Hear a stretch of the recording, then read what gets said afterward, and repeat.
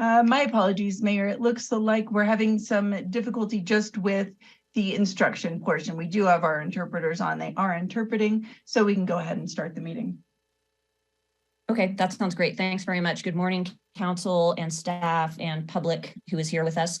Please join me. I first call to order the Tuesday, March 14th, 2023 City Council meeting, and please join me in the Pledge of Allegiance. I pledge allegiance to the flag of the United States of America and to the republic for which it stands, one nation, under God, indivisible, with liberty and justice for all. Thanks very much. Ms. Blankenship, will you please call roll? Of course. Councilmember Robbins. Present. Councilmember Wallace. Here. Councilmember Friedrich. Here. Mayor Cregan. Here. Absent is Councilmember Bass. Ms. Blankenship, Mayor Cregan, sorry if I may interrupt. Councilmember Bass was having some technical difficulties and is trying a different option to get on, so he may jump on soon. Great, we'll note it when he joins the meeting. Thanks very much. Okay, right now I'm going to turn this meeting over to Ms. Stroud, who is going to discuss with us the urgency items. Thank you, Mayor.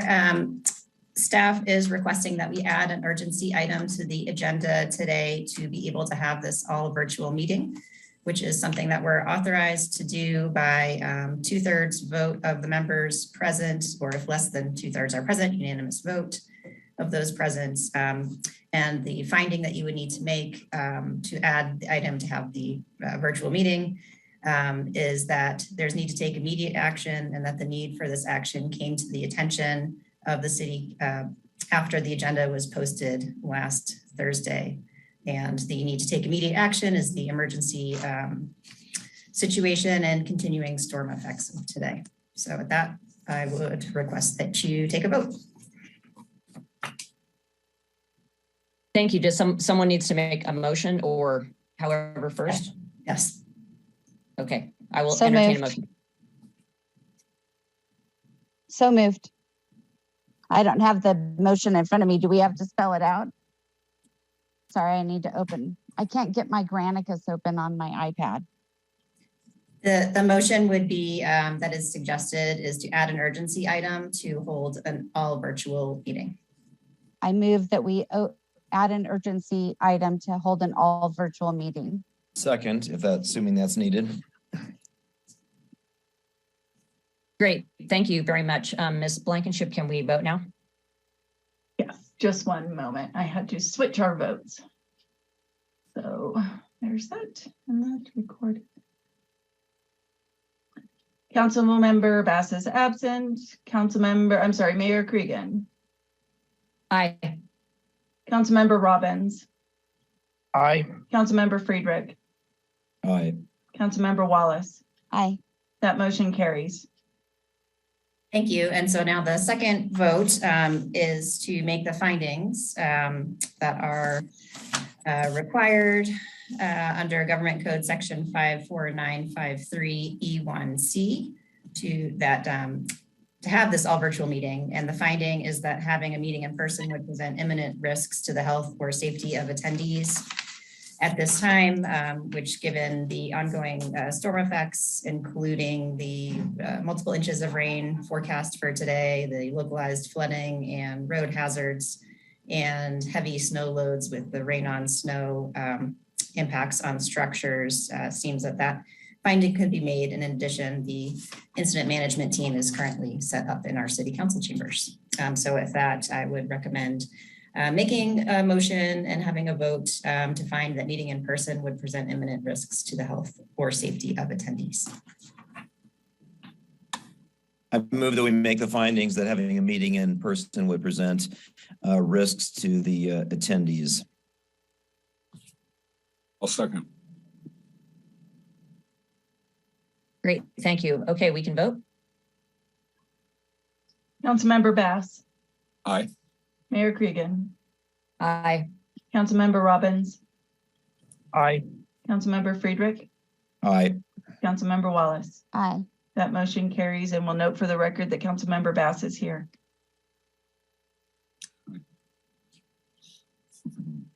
Great, thank you very much. Okay, now with our structure for today in place, I'll turn it over to Mr. Irvin for amendments to the agenda. Yes, thank you, Mayor Cregan. Members of the city council and public, what I'd like to recommend is that we amend our agenda by council approval, pushing off the city employee recognition item. That is not a time sensitive item and we can address that at a later date. I'd also like to recommend that we postpone and push off the citizen appointments to commissions and boards, item number 22 under new regular unfinished business to a later date. And then items 28 and 29 under regular new business, push those off to a later date. It's anticipated that those will take up more time, and with this virtual meeting in place, as well as many of our staff who are on the call responding to the emergency response and working in the EOC, keeping this meeting to a time limit that supports all of those efforts is our desire. So I'd ask council to make a motion and approve the changes to the agenda as presented. I move that we accept the changes as presented.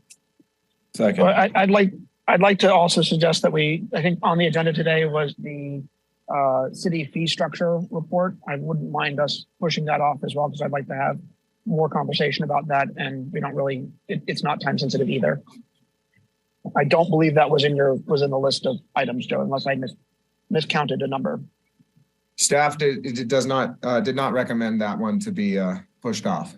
And so can we add that to the list of things to be pushed off then? Because I would like to have a conversation about fees and structures for a variety of reasons. So currently there's a motion and a second on the floor. It might make sense to vote on that first and then go from there. Okay, thank you for that motion and a second. Ms. Blankenship, will you please take the vote on that? Yes, I just want to verify that it was Councilmember Wallace and Councilmember Bass. It was Friedrich was the second. Yes. Perfect. Thank you so much. Second. There was a little bit of You should get credit for that a second. Yeah. All right, great. Then we will start voting. Councilmember Bass. Aye. Mayor Cregan. Aye. Councilmember Wallace. Aye. Councilmember Friedrich. Aye. Councilmember Robbins. Aye. That motion carries.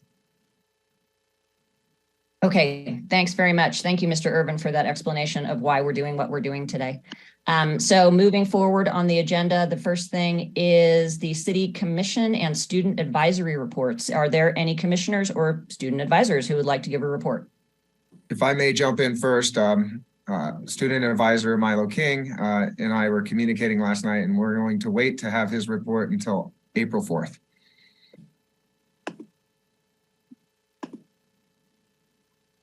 And Mayor, I see no commissioners who have raised their hands. Okay, great. Thank you. Moving on. It's now time for public communications. This is the public's opportunity to speak on any topic not listed on this agenda. Comments shall be limited to 4 minutes.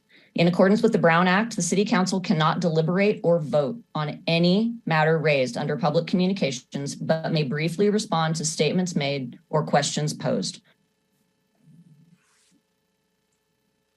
All right, I do see that we have one hand raised.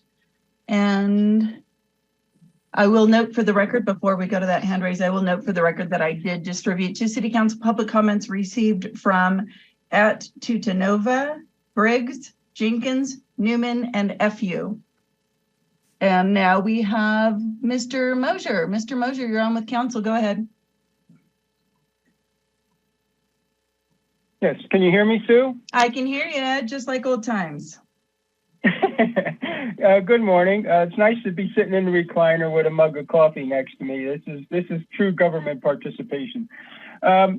Just under risks, Mr. Irvin, you didn't list potholes, and it's no fault of Public Works or Caltrans. This is just the winter from hell creating this for us. First item is just want to mention that Rayleigh's at the Crescent V is closed because of the roof caving in. May 28th is supposed to be their closing date for official closing altogether.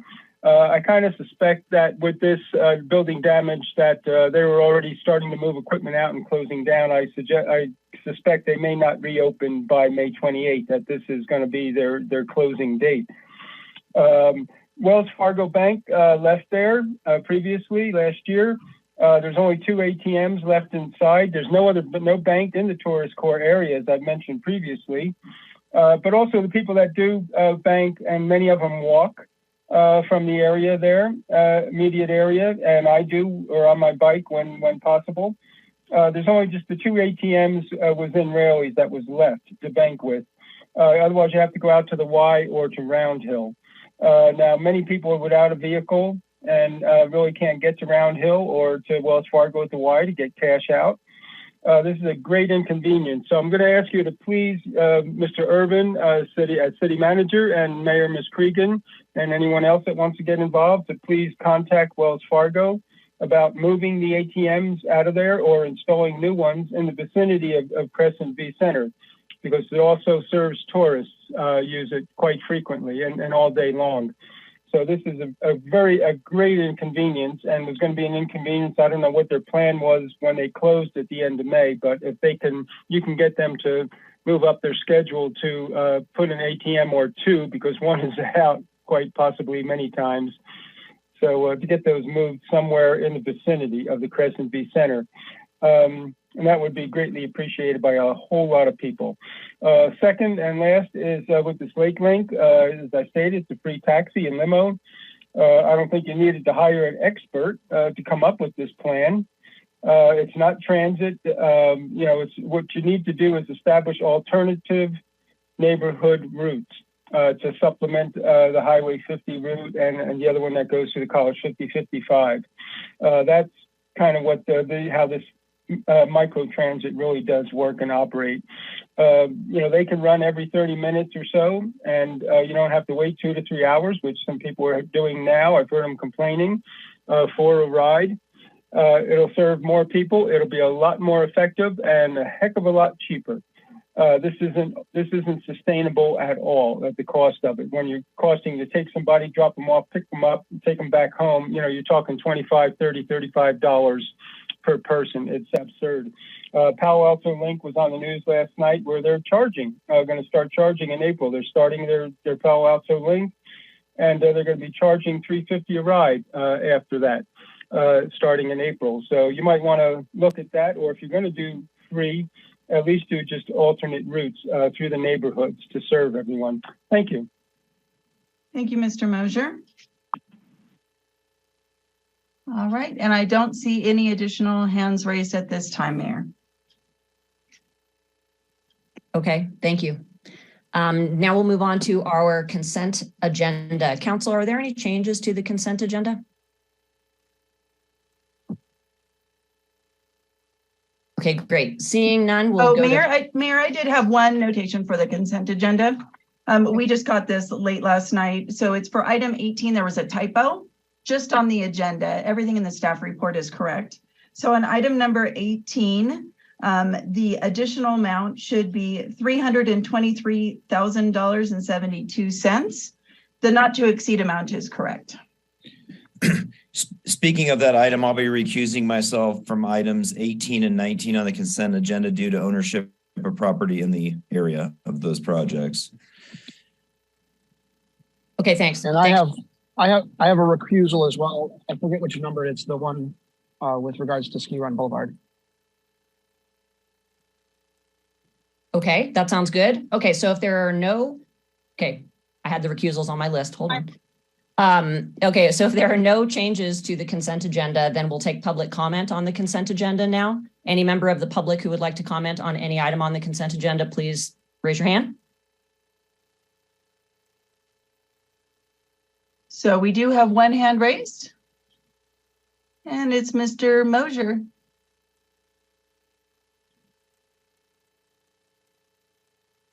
Yes, can you hear me, Sue?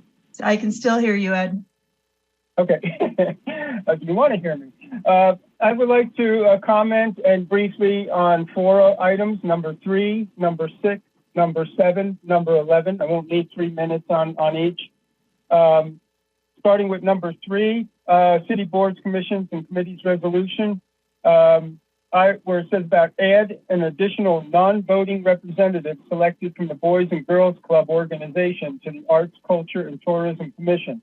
I think if you're going to add a representative there, and especially from the Boys and Girls Club, I would like to see them have a vote. So I think they do, create miracles here every day, and very important and strategic part of the city. So, and very capable people working down there. So I would like to see them actually have a vote, because they do have a big say in how things do actually operate and function on a day-to-day basis here in the city. For number 6, the annual report and ordinance renewal for military equipment use. The MRAP vehicle mentioned previously, it was brought up. We'd like to see it painted. If they haven't started that or done that, I haven't seen the vehicle myself, but I haven't heard about it. As I mentioned before, places in Europe, some countries in Europe and cities have done that. Just to make it, painted with landscape or wildlife, whatever, a bear sitting in a tree, anything, to make it less confrontational and more disarming. When you're probably dealing with someone that has mental health issues, to feel like they're being assaulted by the Russian army or something makes things worse and can put them over the edge. So I think to make it as less confrontational and disarming as possible, would be great help there. Number 7, which is the Cannabis Revenue Policy Grant Program process and guidelines. Says here in issue and discussion, number 2, allocate up to 50% of the previous year's revenue to the new community-wide benefit grant program during a mid-year budget process. And yet you're giving, you said last year here under financial implications, 1.135 million of last year was collected, and you're going to give give at least $400,000 to the nonprofits from this community benefit fee revenue. That's not even 40%. I think that's more like 35, 36%. So I would suggest also you have a $50,000 limit. I would suggest you give at least $100,000 to the Boys and Girls Club, break that $50,000 limit and get it up to close to 50%. Give that the amount, you gave $100,000 a year to PT Revolution to promote physical and mental health and even marriage counseling for police and fire department employees. The Boys and Girls Club does that and much more for a far greater number of kids. So I would like to see that get up to that 50% that you promised, and break the 50,000 barrier and raise that for 100,000 at least to the Boys and Girls Club. Number 11 was the parking ambassador allocation increase. I've suggested previously a few months ago that for the CSOs, and now since you're having these parking ambassadors, they don't need a $85,000 SUV to ride around in, and they have the 3-wheeled vehicles that are available, electric. You can get ones that are electric. They can be recharged at the parking garage, since they mostly operate at Crescent B parking lot and the parking garage in Bellamy Court. They're all right there across the street from each other. There's 3-wheeled vehicles they're enclosed. You can get them enclosed for all weather and with heaters. And ones I looked at were $8,000 to $9,000. So this is a great savings. It's a lot more convenient for them getting in and out. It's a heck of a lot cheaper to operate, and suggest that you invest in 2 of these. Thank you. Thank you, Mr. Mosier. And there are no additional hands raised at the time, but I did want to ask for a clarification on the recusals. I did get the recusal for Mr. Friedrich on items 18 and 19. I did not get Mr. Robbins. It said something about the ski run. I'm not finding that item. Could someone let me know which item? And City Clerk, Blankenship, I believe that's referring to item 13, amendment to the agreement with Wildscape Engineering. Okay. And Ms. Thank you so much Blankenship, for that clarification. I appreciate it. One more thing on that recusal. Yeah. I didn't hear that the reason for the recusal was stated by Councilmember Robbins. If you could just briefly state the reason, please. Property interest within the limit area. Thank you. and I also need to announce the recusal from item number 7 because of financial interest in cannabis license. you. And Madam Mayor, did you have a recusal too on number 15, 15, 18, and 19 due to real property interest in the area? Thank you. Thank you. Ms. Blankenship, that was a big list of recusals. That Do you have is, them? but I think I got it. It's a big consent agenda, so thank you. So I make a motion that we pass the consent agenda with all 4 of y'all's recusals. Feels weird seconding something I'm recusing on, but I will second. Okay, thanks very much. Now we can vote. All right, Councilmember Bass. Aye. Mayor Cregan. Aye. Councilmember Robbins. Aye. Councilmember Friedrich. Aye. Councilmember Wallace. Aye. That motion unanimously carries. Okay, great. Thank you. Moving on, now we will move on to item number 21, which is the 2022-2023 master fee schedule. And I will note that the requested action is no formal action is required here. This is simply a feedback item. And with that, I will give it to Ms. Nishimura.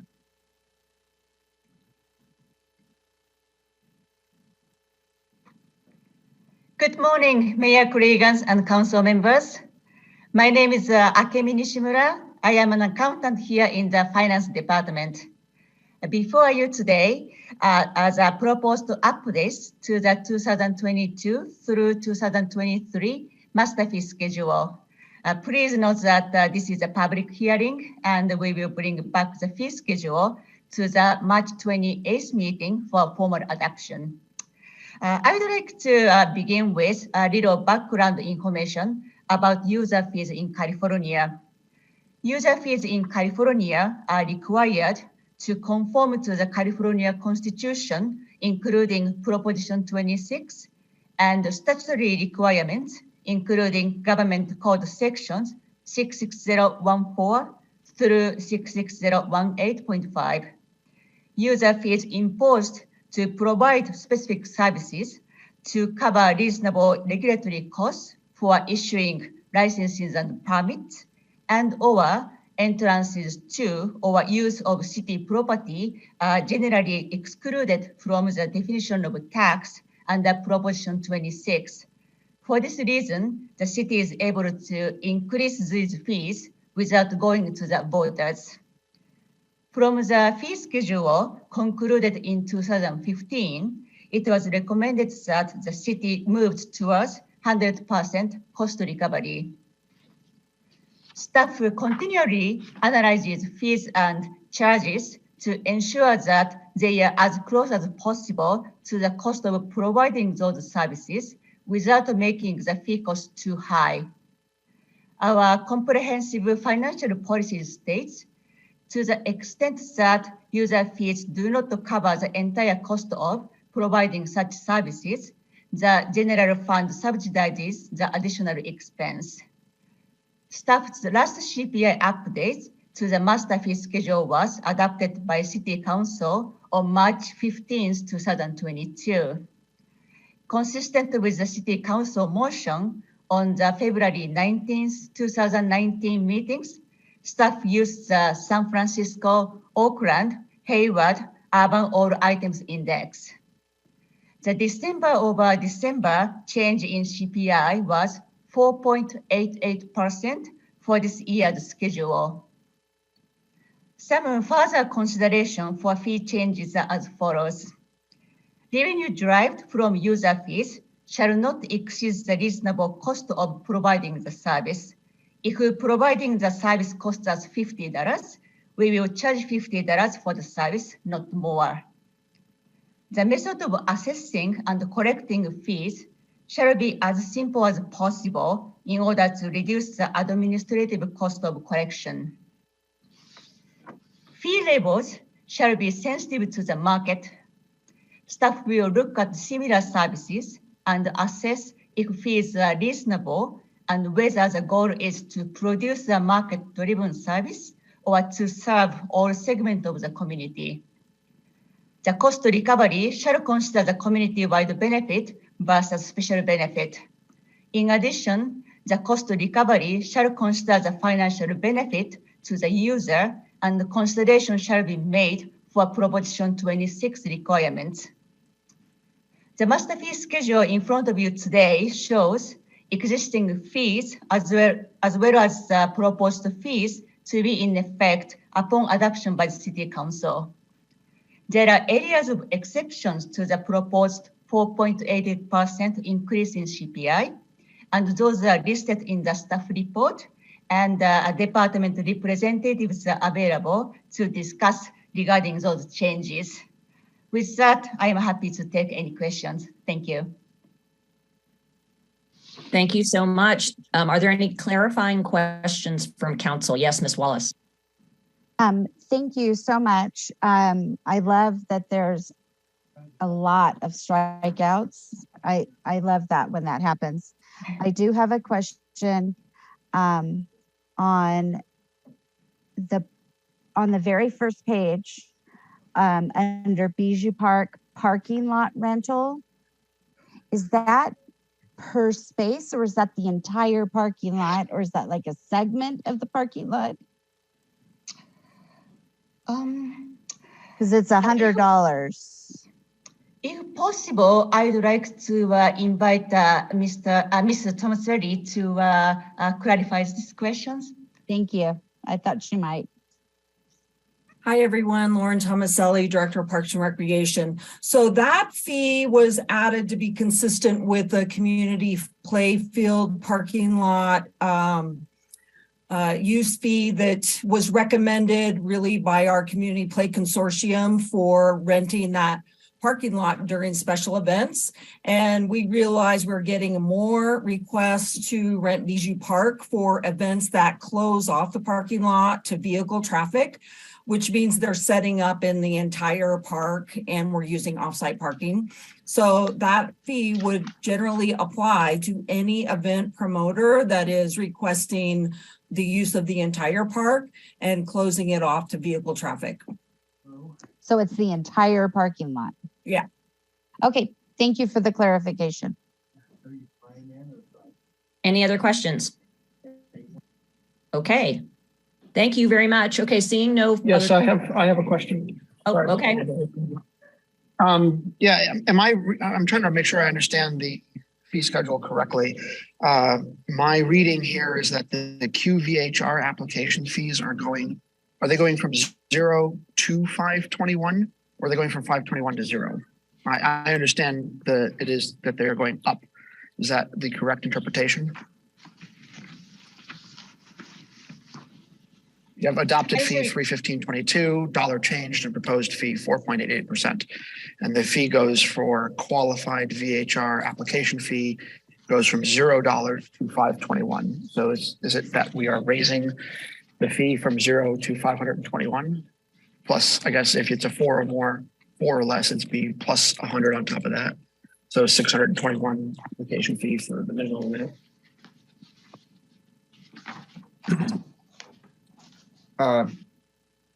This is City Manager Irvin here. I'm going to state that as presented in the attached fee schedule, the change of increase is $521. And I'd like to ask Ms. Roverud to chime in and verify what the current is, because if this change is 521, then the current would be presumed as 0 because the proposed fee increase is 521. Do you have any insight you can share there, Ms. Roverud? Sure. So the qualified VHR fees had been the same as any other VHR. So what we're recommending with this new qualified VHR fee is a fee that is less for the renewals for qualified VHRs rather than a full-fledged VHR that's in a commercial area. So prior to this schedule, what you're saying is the QVHRs didn't have a breakout separate fee amount. They were the same as all the other VHRs. Is that correct? That's correct. So the adopted 22 where it says 0, that's not really accurate. It was not 0. It was 500. It was 400 and whatever it was for the regular VHRs. The previous the adopted 315.22 for the regular VHRs was $497. So that would have been the fee for QVHRs. Would not have been zero. It would have been $497. But we did not have a QVHR It says prior to this recommendation. I understand, but the fee for doing that thing was not $0. It was $497. That's and correct. It says here, I mean, so this is the point I'm driving. Okay, so that is not quite an accurate representation. It's an indication that would say new fee, but the action used to be the old fee. Okay, so we are raising the fees for QVHRs to be the same as regular VHRs, and separating that out as a separate permit type, right? Because it's $521 in the new proposed fee for regular VHR applications. And the fee schedule for the application is the same for those two, but then the number per person is slightly lower. Right. So the renewal fee, the annual fee, we are proposing to create a new fee for QVHRs in order to make that fee less than the fee for regular VHRs. Okay. What I'm driving at is that the preceding fee was not zero for that activity, but okay, got it. No, it was not. It was equal to a regular in that VHR. case. Correct. It was not $0. So is this the time then to discuss, I guess my question is for staff, if we want to discuss possibly having a lower fee for QVHRs than what's shown on this table, or do we save that conversation for adoption at a later meeting? I think right now it's clarifying questions, and that could be something that council discusses after we hear public comment. Okay, so very good. Thank you. Okay, thank you. So right now, are there any other clarifying questions regarding the staff report to the master fee schedule? Okay, great. Seeing none, we'll now take public comment. Thank you very much for your report, and we'll discuss it in a minute. Is there any public comment? Yeah, if there's anyone who'd like to provide public comment on this item, go ahead and hit the raise hand button. There are no hands raised at this time, Mayor. Okay, great. So now is there any discussion, council members? Yes, Ms. Wallace. Yeah. Sorry. Ms. Roverud, I have a question for Ms. Roverud with regards to the QVHR and how they determined that rate.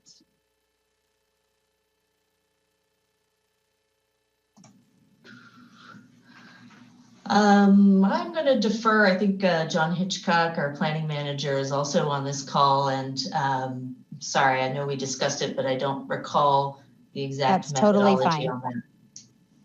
John, are you there? Yes, I'm here. So remember, the renewal fees are designed to basically kind of cover the cost of enforcement. In the case of QVHRs, you only can rent those out 30 days in a year. So we kind of set the renewal rate at approximately about a third of the actual vacation home rental costs. Not all of them, not exactly a third, but that's kind of what we targeted the renewal rate at. Okay, thank you. Mr. Bass or Mr. Friedrich, do you have anything you'd like to note here for the fee schedule today? I don't have too much. I think it was great to see special events and permits that are free to the community be at zero. I think that's a great move. So that was a good change. And yeah, that's really about it for me. Yeah, I don't have anything to add. I think it was a thoughtful set of changes across the board. So I do not. Okay, Mr. Robbins, do you have anything else to add? Yes, I see your hand. Thank you. If I can figure out my hand up. Yeah, so I'd like to suggest that we look at lowering the Q, particularly the QVHR, because this is the one kind of VHR program that I'm generally in favor of, because that is a way for local residents who do live here to lower their cost of housing. I guess my question for staff is, is there a requirement that we have a fee to cover costs for certain things, or can we choose to not have a fee for things that we want to encourage? It sounds like we don't, since we've chosen to have, to minimize fees below the actual cost of service for certain things that we think are community benefits.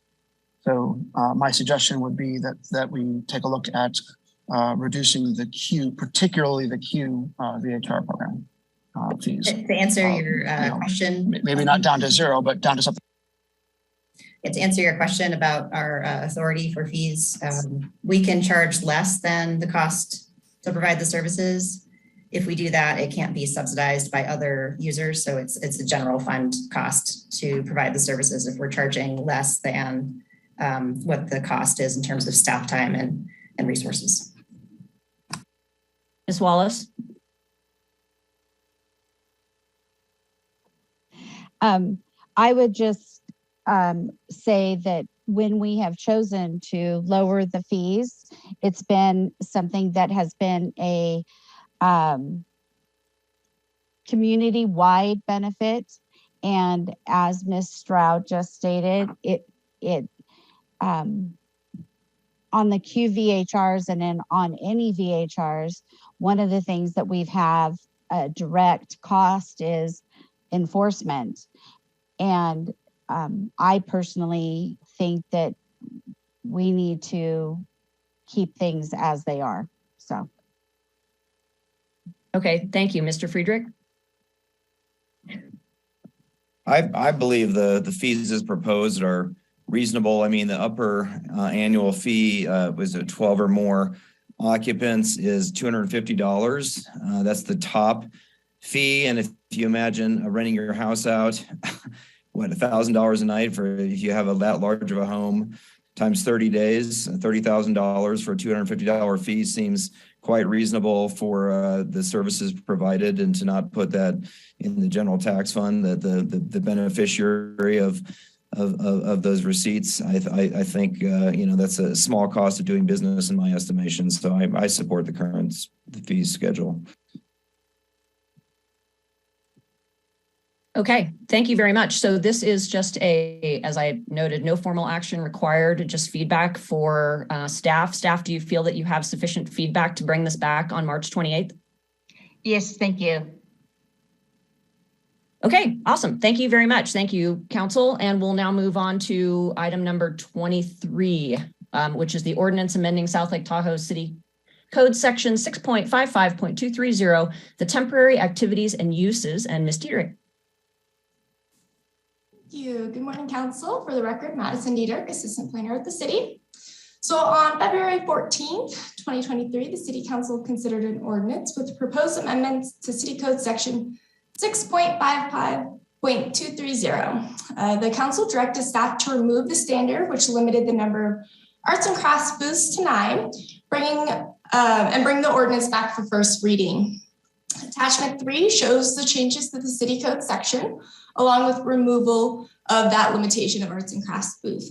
I'm not going to go into too much more detail. So the item before the council is just a motion to hold this first reading based on council's direction of the ordinance amending City of South Lake Tahoe City Code 6.55.230 and refer the second reading to City Council meeting on March 28, 2023. If you have any questions, please let me know. Thanks very much. That was nice and brief. Council, any clarifying questions? No, awesome. Okay, thank you very much. Seeing none, we'll go to public comment on this item. Yeah, we'll go ahead and open up our Zoom platform for anyone who wants to provide public comment on agenda item 23. There are no public comments at this time, Mayor. Thanks very much. Council, any discussion, or we'll entertain a motion? I would just, the only thing I want to say before I put a motion forward, I think this is great and moving forward, but as all of our business communities are definitely going through a struggle this year and coming into the spring and summer, people are going to want to do events and different things. And I just really hope that our staff can be, very approachable and really work hard to help people make events and make them happen. I think this ordinance is good that, it lays that path out But I just really want to make sure that we're supportive of all of our business owners and that we really try to make people feel supported in trying to produce events and go through the permit process and the application process. So with that, I'll put forward a motion to hold a first reading of an ordinance amending the South Lake Tahoe City Code Section 6.55.230, temporary activities and uses, to modify permit criteria for special events and refer second reading and adoption to the March 14th, 2023 meeting.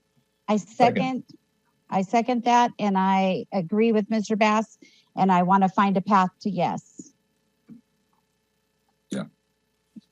Thanks very much. With that lovely sentiment, we can vote. All right, Councilmember Robbins. Aye. Councilmember Friedrich. Aye. Councilmember Wallace. Aye. Mayor Pro Tem Bass. Aye. Mayor Cregan. Aye. That motion unanimously carries. Great. Thank you very much, Ms. Diedrich. Now we will move on to item number 24, which is the strategic plan adoption for the 2023-2028 strategic plan. That's Mr. Irvin. Thank you, Madam Mayor and members of the City Council. By way of background, the City Council held a strategic planning retreat on January 31st of 2023. It was facilitated by myself at the landing. The City Council received an update from staff prior to that meeting as part of the packet materials as to what the proposed changes were from staff to the various priorities, goals, and action items, as well as a proposed work plan. At the retreat, City Council operated in a manner that gained consensus on items to edit, add, or remove. And I just want to highlight the things that were captured there. There was additions made to the following actions. 1.2 related to the recreation center, talking about continuing to maintain our existing rec center until the new one is built. Item 1.3 has to do with housing, local housing funding. Council wanted us to emphasize the direction to analyze vacancy tax and TOT. Item 1.38, Council asked us to develop policy positions and a method to gain consensus from Council to deliver policy positions to neighboring jurisdictions and regional partners on issues that hinder or impact our development process. 1.39, investigate property regulation framework, developing an employee housing bill of rights. That was a new one added. 1.310, investigate programs for affordable rent stabilization and assistance. That was added. And you'll see that all of those are in the proposed attachments that were presented as part of this staff report. Item 1.45, evaluate the feasibility of the city taking on transit and becoming the recipient of TDA monies. That's included as well. Item 1.43, added the word to electrify, not only expand the South Shore Transit management services through the Lake Link, but to work at electrifying that fleet with those partners as well.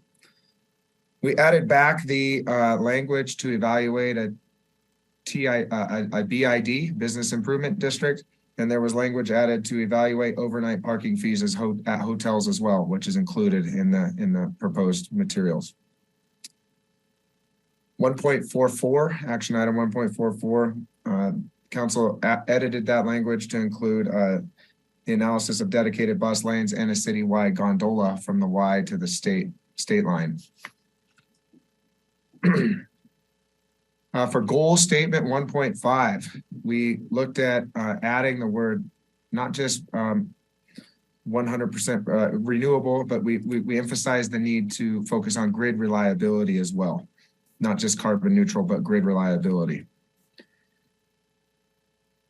We edited action item 1.53 to reduce emissions and improve grid reliability, emphasizing the grid reliability component.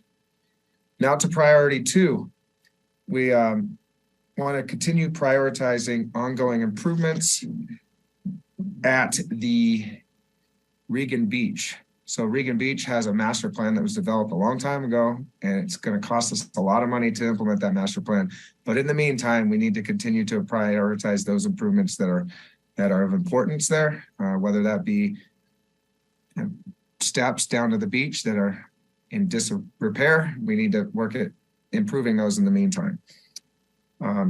As we embark on the Bijou Park master plan and the Midtown area plan update, make sure we include the future development of the skate park, as well as Fire Station 2 location. For Community for All, we want to make sure that we are not just addressing priorities that help build a community of inclusion and diversity, but also help improve access for people with disabilities. That was language that council added. Action item 2.34. Explore the regulatory options for public access to beaches below the high water mark and consult with the State Lands Commission on what those rules state. So that's included as part of the action item and work plan. Moving on to 3.25, work with the ACT Commission to develop a racial equity statement. The language is included. We added 2 new items to goal 3.4. And that was 3.42 and 3.43. Include bear-proof trash containers in the franchise agreement with South Tahoe Refuse as we update this franchise agreement, and work with South Tahoe Refuse to implement residential food waste program to evaluate the implementation of that. Moving on to priority 4. The investigation of options for capping the number of retail, food and beverage businesses in the city. This was added into the priority 4. 4.16, explore a focused pedestrian tourism-oriented lake district. This is between Lakeview and Lakeside. This was added into the items as well. 4.21 has to do with the mobility hub analysis at the Y, but the language was added to also align with the corridor planning study that we're going to be working on in fiscal year 24-25 to include potential dedicated bus lanes as well as gondola travel from the Y to the state line. And then 4.22, the change to the hole in the ground action item included facilitate. Council wanted to make sure that that was prioritized. And I can assure you we're already starting that process. Ms. Roverud and I have talked about what that future presentation would look like when we come to council with a full briefing of the history and permit approvals and where the status is with that project. Now, 5, the big change that staff proposed rather than continuous improvement was to highlight the fact that it's core services in a high performing government. Council accepted that change. And there was some changes added to the action items. 5.18 was a new one. Revisit snow removal policies, capital improvement upgrades, and enforcement needs.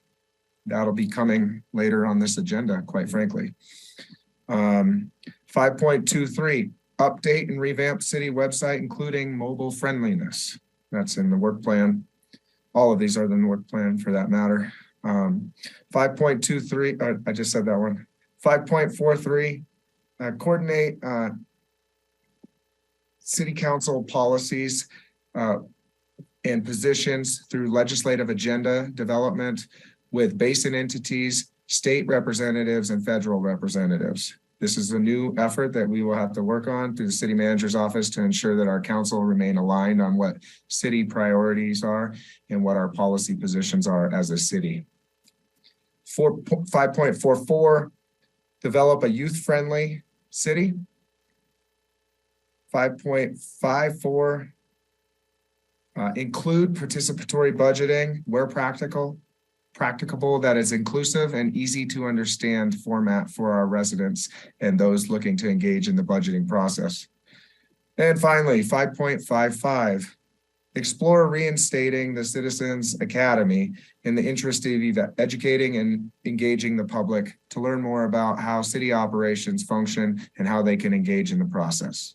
I know that was a lot, but I wanted you to know that that was what we talked about at the retreat. It's all been documented and presented in the materials submitted as part of this public record.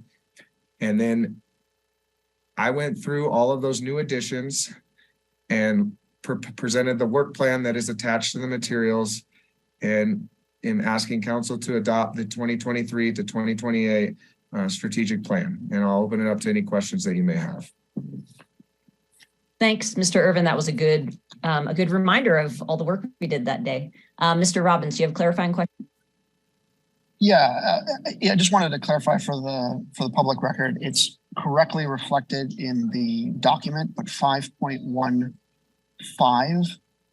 when you describe it, I just think it was a verbal oversight. It's not capping the number of retail food and beverage businesses as in total. It's capping the number of chain retail food and beverages as in like chain retail and chain food and beverages. I just wanted to clarify that for people who may be listening, but who aren't like reading along with the documented material. It is correctly reflected in the writing though. Thank you for that clarification. Thanks. Thank you for that. Does anyone else on council members have any other clarifying questions for Mr. Irvin? You know, thank you, Mr. Irvin, for the presentation. I think, yeah, we did some great work and we've got a lot going on. So I feel like I'm definitely not trying to add more to that plate, but I'm curious with the website, because I think that the website is something that needs some love, I guess you could say. And is that something that we're going to kind of outsource? And if so, is there a way to kind of maybe put that a little quicker if we're just going to be bringing in a consultant basically to create a new website? So there's two, as of right now, that is listed.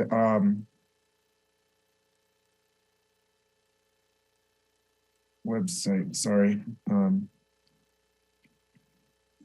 Let me see, I think it was number, where is it? 5.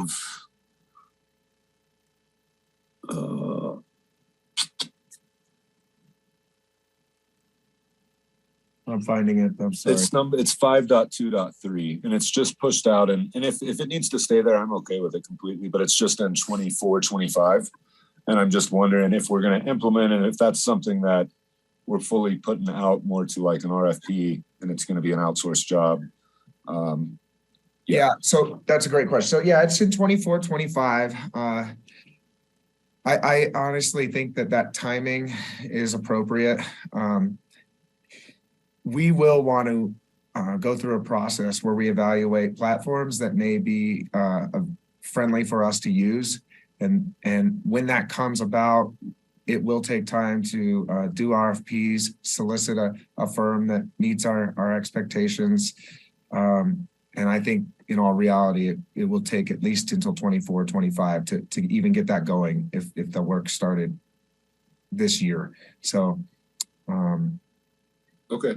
Yeah. Sounds good. Mr. Friedrich.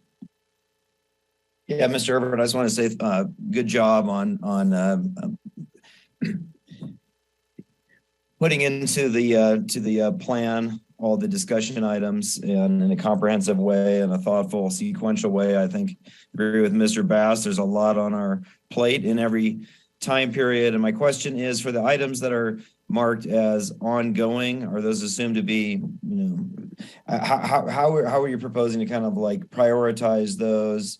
We have a whole number of items that if they're ongoing, presumably mean right now as well as everything else that's on the current agenda item. So any kind of insight into that question?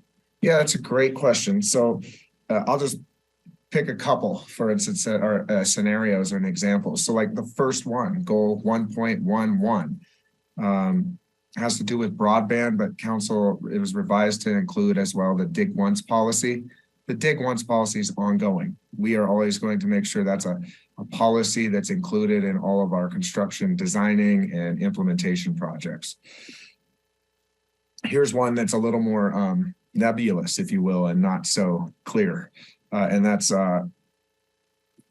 action item 1.38, where it talks about analyze the development positions on agency regulations that impact the city's ability to develop affordable housing, such as TAUs for VHRs, high density ADUs, etc.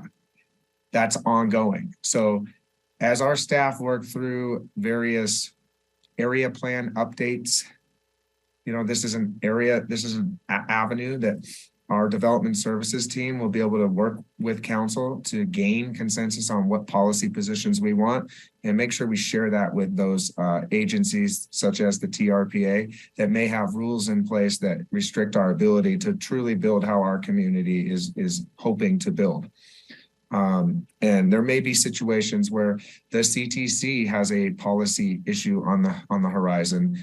And as long as our staff is informed and connected with our representative, Councilmember Wallace, on those policy questions, we will bring those forward to council to have a discussion to make sure that we support that representative, Councilmember Wallace, at the CTC in a manner where she can carry forward the council's voice on those issues. I hope that helped answer those questions. Yeah, that did, and I think that also, as you were suggesting, on terms of policy position, relates to one further down on positions that we take to all the agencies, whether as a representative or as individual council members. This is, every month we have a new set of meetings, or some of us have our own ideas about what the agencies should be doing or not. And so I think that would be an example of one that would be important to keep on the front burner, developing council positions in any of our public interfaces. And I guess just to note the importance of that, and also at the same time to acknowledge the tremendous workload to accomplish all these objectives as part of a plan that I'm very proud of. I think we could, compare this strategic plan with any comparable city in the state and feel good about how we're really leaning into top priority issues facing our community. So good work. And that was my only question and comment at this point. Thank you very much for those comments. I appreciate it. It's a team effort indeed. And when I look back 2 years ago to when the council at the time adopted the 21 to 26 plan, it looked ominous as well. And the amount of work that took place the last 2 years was huge. And we truly have a structure in place that helps align council priorities with our money and our staff work agendas. Sometimes it does feel like we're drinking water from a fire hose, but we make sure we allow time to take a breath. And we have a very dedicated staff that's competent and doing a good job. I want to highlight the one you're talking about, though, just so you know, that one will be a little more intentional, ongoing, and that's 5.43. And I'll be working with Ms. Baker, our assistant city manager, on state legislative agendas and first and ultimately federal legislative agenda. And that'll be a more intentional agenda planning process that we will bring to council, and that'll help add clarity for those policy position statements you're talking about. Right, and then I would envision that each of us as representatives on agencies, whether they're CTC, TRPA, STR, or whatnot, can, to the extent we can bring forward items we know are coming down the pike, or that we want to emphasize as city positions, whatever they may be, that we flag those for consideration and policy development, right? Just, again, the idea here is that we're not freelancing, and to the extent possible, we are representing a city position and not our own individual predilections on these boards and commissions, whether that be as the official representative or as a member of council with an opinion about something. Understood. Good conversation. Thanks for bringing that up. Okay, if there's no other, thank you very much for that. If there's no other clarifying questions, we will move on to public comment on this item. Yeah, we'll open up our Zoom platform for anyone who wants to provide public comment on agenda item 24. There are no comments at this time, Mayor. Okay, great. Council, yes, Ms. Wallace. I would just like to make a follow-up comment to Mr. Friedrich's comments just before that. Mr. Friedrich, I think that was a really healthy discussion that you were just having. And I agree with it 100%. I think the council before I was elected, was the exact opposite of what you were just talking about. And so when I got on council, and I know Mr. Bass agrees with this, I made an effort to only go out to those boards and commissions on behalf of the council and not myself. There have been times when there's been a message that I maybe didn't agree with personally, but it has been the council's message that needed to be out. And if I couldn't make that message, I've taken a step back, because when I'm out speaking in the public on behalf of the council, it's the council's message, not my own. And that's super important for us to remember that when we are out in those boards. Yeah. So we speak as a council on those boards that we represent the council on. And so thank you for making that point. I wholeheartedly agree with that. We are not individuals on those boards. Yeah, thank you for that. I just say it's about we, the council, not me, the person on there. And sometimes issues come up that we have to make a judgment in the moment. We haven't had a chance to take a prior position on, or if it's a public hearing, you have to give it a fair hearing and use your best judgment based on your understanding of council. But yeah, to the extent possible, I think it's just stronger too when we're here to represent the people collectively, and if we can bring that to these boards and commissions, it's just a lot stronger position than our own view, and hopefully those are aligned. But that was again the point of that particular item, and as a part of this larger discussion, just an example of something that is an ongoing need that will be being accomplished at the same time as all the other priorities for this year, as Mr. Urban described. So anyway, thank you, Ms. Wallace, for that follow-on comment. Obviously, it's one of the reasons why I love the Conservancy so much, because we get to deal with housing and fire. And I know the position of the council on those two things. We want more housing and we want better fire protection. That's easy. Well, I would be willing to make a motion at this point that we pass a motion adopting the 2023 to 2028 strategic plan. I'll second. Thanks very much. With that, we can vote. Councilmember Wallace. Aye. Councilmember Friedrich. Aye. Councilmember Robbins. Aye. Mayor Pro Tem Bass. Aye. Mayor Cregan. Aye. That motion unanimously carries. Thank you, council members. Yeah, thank you, Mr. Urban. That was great. Mr. Friedrich, I like what you just said about this strategic plan holds up with any other city's strategic plan too. Great, thanks very much. Let's keep going. Number 25 under regular new business is now the ratification of the proclamation of local emergency due to severe weather storms. Ms. Stroud. Thank you, Madam Mayor. This item is a follow-up from the proclamation of local emergency issued by our city manager acting as the director of emergency services on March 8th last week, which somehow seems like a long time ago now. Under our code and also the California Emergency Services Act, City Council is required to ratify that proclamation within 7 days, or it shall have no further force or effect. So as we all know, beginning in late February of this year, we've received a series of back-to-back storms. The first ones were snowstorms, resulting in multiple feet of snow and heavy snow loads on roofs, road damage, and other infrastructure and property damage within city limits. And at the time the proclamation was made last week, this current atmospheric river that we are in today was forecast, and it has pretty much lived up to expectations, causing some flooding, property damage, structure collapses on both commercial and residential properties within the city. And the effects are expected to continue.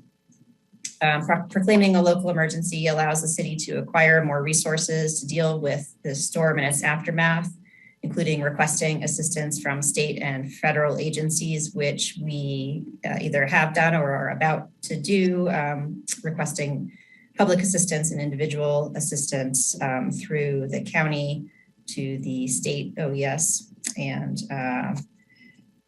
also allows the city manager to issue emergency orders if necessary to address this fluid situation, although we haven't had to do that yet, and modifying personnel policies as needed to maintain essential city services. So the request from staff is that council adopt the resolution that is attached in the packet to ratify the proclamation of local emergency. And I'm available for any questions. Thanks very much. Are there any questions regarding this item? No? Okay, yeah, seeing none. Okay. I have one. I just want to know if we're gonna have a plan for like an after action debrief agenda item at some later time. To discuss how, you know, what went right, what went wrong, what we can do better. I'm just not clear of what the normal procedures for that are. So the city's emergency operations center has been activated, and that is led by our city manager as incident commander, and that entity does do like a hot wash after an event, just to talk about you know, what went right, what went wrong, what we can do better. That's not usually a city council discussion. However, there will be an item coming back to council because we're required to determine every 60 days whether to continue the local emergency or to terminate it. So that might be an opportunity to talk about that. What comes back in?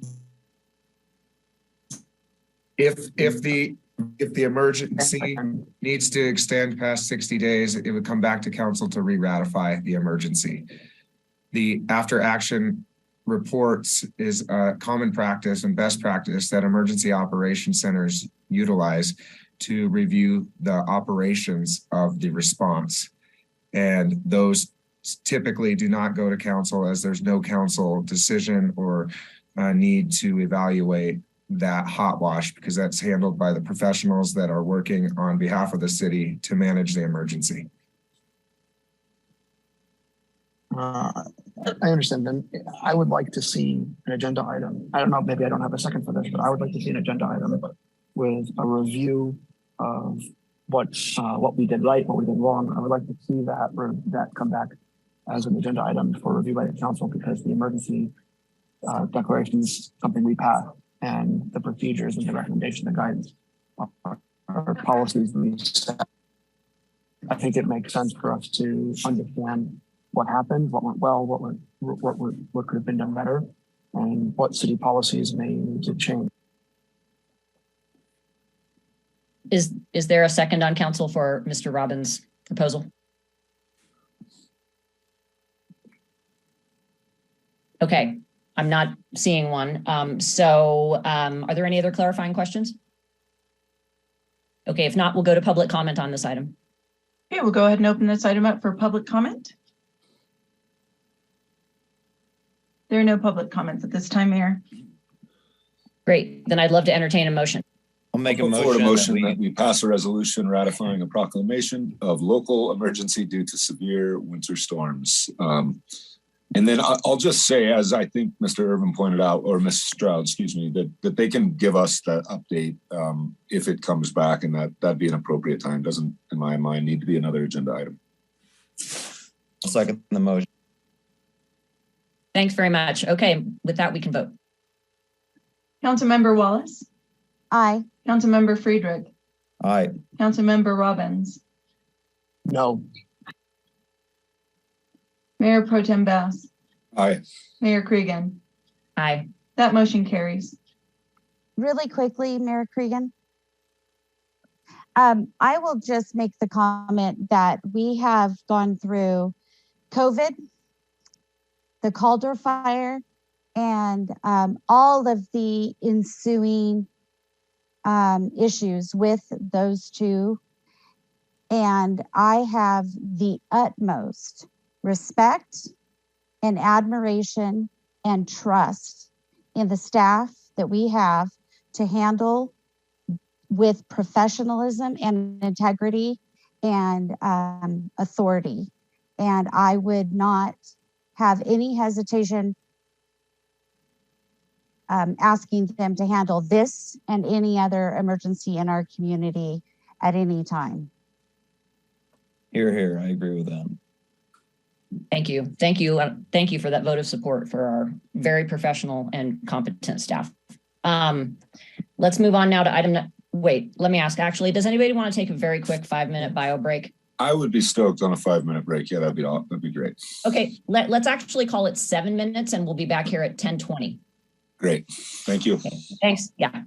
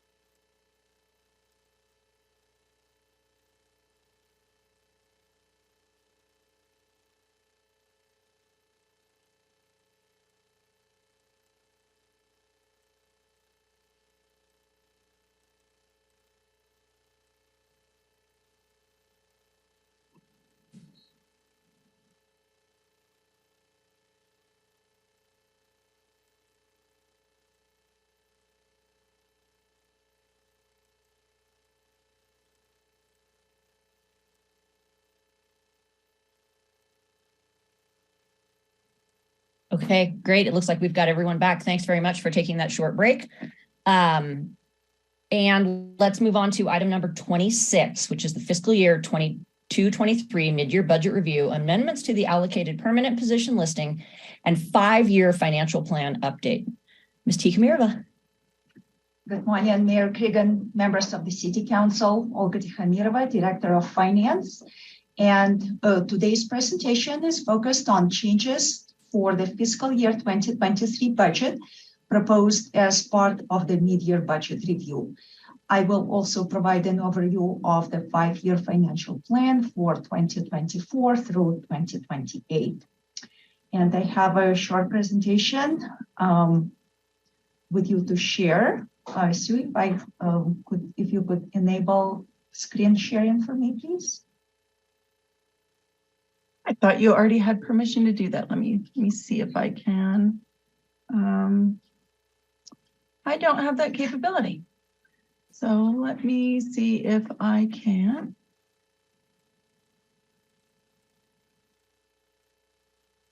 Olga, is your share screen button not green? It is green and it says host disable participant screen sharing. Okay. So if you have a file, you can share and you know, I was trying to find where I could share screen. I apologize. I did put it on my desktop, but okay. I see it. Hold the line 1 second.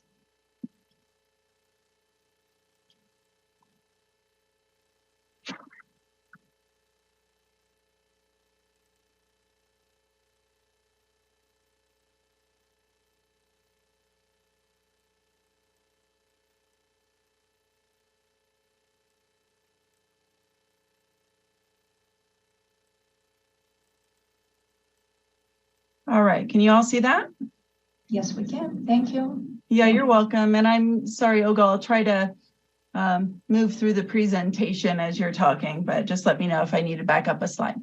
Awesome, thank you. We can move to the next slide and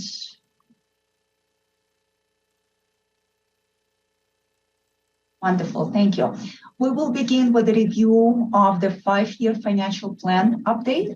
The city financial policy financial planning requires the preparation of a 5-year financial forecast in order to determine the effect of current year's decisions on the city's future. The current plan covers the 5-year period from fiscal year 2024 through 2028. Key factors, highlights, and assumptions include the following. Revenues are forecasted based on fiscal year 2022 actuals and current economic trends and estimates. Property tax revenue for 2024 is projected 9.2% increase over 2022 actuals based on the received from the county projections.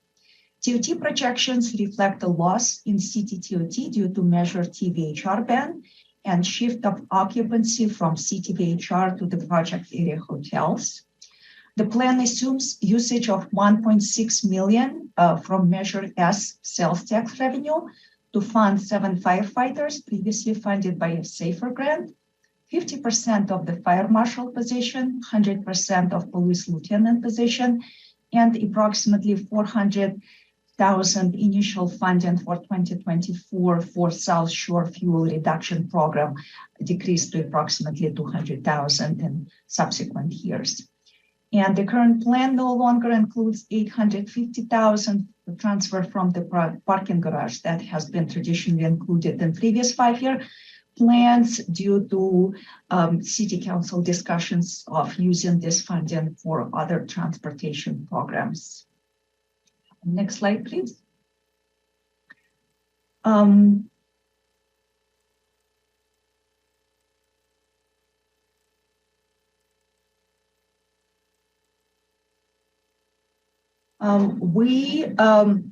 Regarding these additional assumptions, property tax are projected to increase 3% in subsequent years. TOT at 1.25% along with sales tax. franchise fees at 1.25%, and vehicle license fee at 1.25%. Next slide, please. Key factors and highlights for expense forecast. On average, 72% of general fund budget for the next 5 years is personnel cost. The plan assumes a prepayment of unfunded accrued liability and savings of approximately $100,000 a year. Pension cost is budgeted between 10.1 million and 12.5 million. Health plan cost expect increase of 5% per year. City financial policy requires us maintaining 25% operating reserve. No budget for large expenditures are included. All roads, road rehabilitation and street and snow vehicle replacement are funded from Measure S sales tax general fund, and cost of class and comp study is not included in this 5-year plan as it was unknown at the time of preparation. Next slide, please. Additional assumptions include conservative salary increases of 2 to 3% going forward. Operational expense will increase at 3%, between 2 and 3% on average. Next slide, please. Here are the detailed summary of the updated 5-year plan. For fiscal year 2023, the net expense of approximately 2.2 million represents a usage of undesignated excess reserves. This amount consists of various revenue and expenditure budget amendments approved by City Council during this fiscal year and includes 2.3 million in carry forward expenditures from the previous fiscal year. This amount of 2.3 million in carry forward also includes 1.25 million for the loan to Sugar Pine Housing project, 318,000 to complete computer aided dispatch replacement project, and 193,000 for fire truck repairs. For the upcoming budget year 2024, preliminary estimates indicate that the general fund is projected to be balanced. The projection includes moderate salary increases and does not include the cost of class and comp, as I mentioned. In subsequent 4 years, increases in expenditures outpace increases in revenues. Reduction in debt service obligations, such as payoff of 2016 bonds in October 2025 and 2014 pension obligation bonds in September 2027, helps contain the projected growing deficit, bringing it down just below 200,000 for 27-28. I would like to pause and ask if council has any questions so far. Questions? Next slide, please. I have a question. Okay. Could you clarify on the comment on TOT that we have had a net slight increase in revenue despite the loss from vacation home rentals under Measure T, that essentially we just had a shift to higher TOT in hotel TOT? That's what we're observing based on the monthly statistics and trends.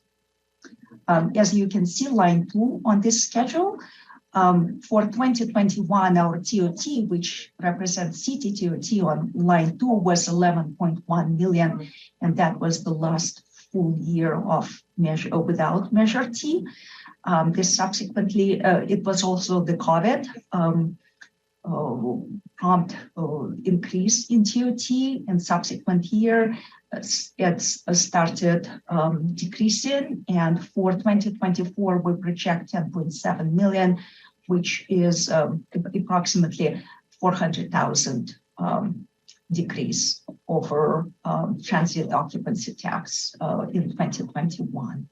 While on line project area TOT, the actuals for 2021 was almost 6 million, and this increases to 7.2 million in 23-24 based on the current trends that we're seeing. So we're seeing that shift from the city TOT into project area TOT. Another question, this is an upcoming item, considering snow equipment financed year over year, 700,000 or so, is that is incorporated into this, the expenditure forecast? It is incorporated in the expenditure forecast. However, it's not on this schedule. It's on one of the next schedule for Measure S sales tax, which we count in a separate general fund. And I will go over it as well in a little. Great, thank you. You're welcome. All right. This slide analyzes expenditures by category. We see that the largest portion of the city's general fund expense continues to be personnel cost at 72% on average for the next 5 years, which continues to demonstrate that the primary product of municipal government is to provide functional services to the community. The pension cost will continue to grow over the next 5 years at a rate of 6.6% on average and projected to reach 12.5 million in fiscal year 2028. This total includes the normal cost, which is the cost of providing benefits to active employees for the upcoming year, and the unfunded actuarial liability, or UAL cost, which is determined by looking at the market value of assets of the plan or pool and comparing it with the accrued liability for that plan or pool, which is performed by CalPERS annually. Continuing with the pension topic, next slide, please, Sue. You're probably aware that CalPERS closed the previous fiscal year in June of 2022 with a negative 6.1% net return on investments. This negative return has no impact on required employer or member contributions for fiscal year 23-24, which is upcoming fiscal year. The impact of this investment loss will be reflected in the June 30th, 2022 valuation report, which will be available to us in August 2023, and it will impact employer contribution requirements for fiscal year 2024-2025.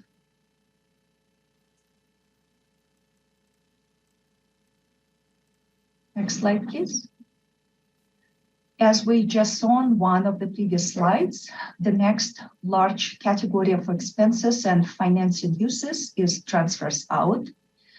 This category fluctuates between 3.3 million and 6.2 million for the next 5 years and includes transfer out to the debt service fund for the following obligations for the next 5 years.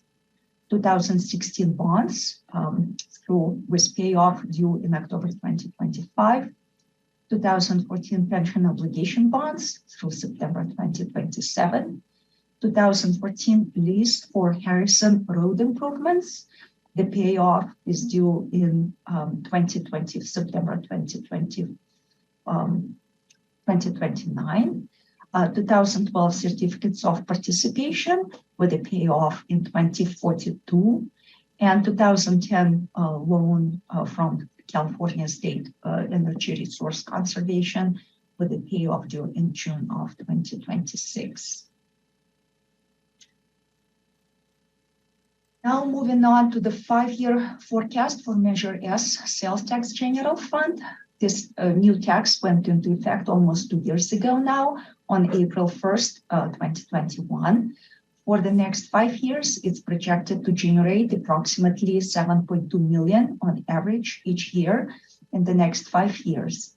The proposed uses are consistent and in line with those the city promised its voters and include purchasing and financing of a new communication system for police, fire, and public works, staffing for the Fire Station 2, set aside for Fire Station 2 rehabilitation, 50% of the fire marshal position that who will be responsible for creation, implementation, and management of the Defensible Space Program, among other duties, 100% of the police lieutenant position, 400,000 in the first year and 135,000 on average in future years for the South Shore Fuel Reduction Program, funding for road reconstruction of approximately 3.5 million per year, funding for essential snow removal and street vehicle equipment replacement of 700,000 to 950,000 per year, which includes the proposed financing for the upcoming snow removal equipment purchase, which is projected at 600,000 per year. And Councilmember Friedrich, does it answer your question? And I will pause here again, whether you have any additional question on the Measure S. Answers my question. Thank you. Here is the information on the primary general fund unassigned undesignated fund balance activity for the current fiscal year 2023. The city began fiscal year 2023 with a total fund balance of 31.2 million after deducting unspendable amount, including 25% committed general fund reserve of 12.7 million. At the beginning of the current year, the city had 8.9 million available for fiscal year 2023 one-time expenditures. Of this amount, 2.8 million is attributed to ARPA funding scheduled to be appropriated for Fire Station 3 upgrade, with the additional 800,000 from the general fund undesignated access reserves, which is on the last line of the usage. Of the remaining 1.5 million, 1.2 million was appropriated for grant match set aside, and the remaining 324,000 for various contracts. After these adjustments and commitments, the remaining general fund access reserve fund balance is 3.8 million and is available at City Council discretion for spending.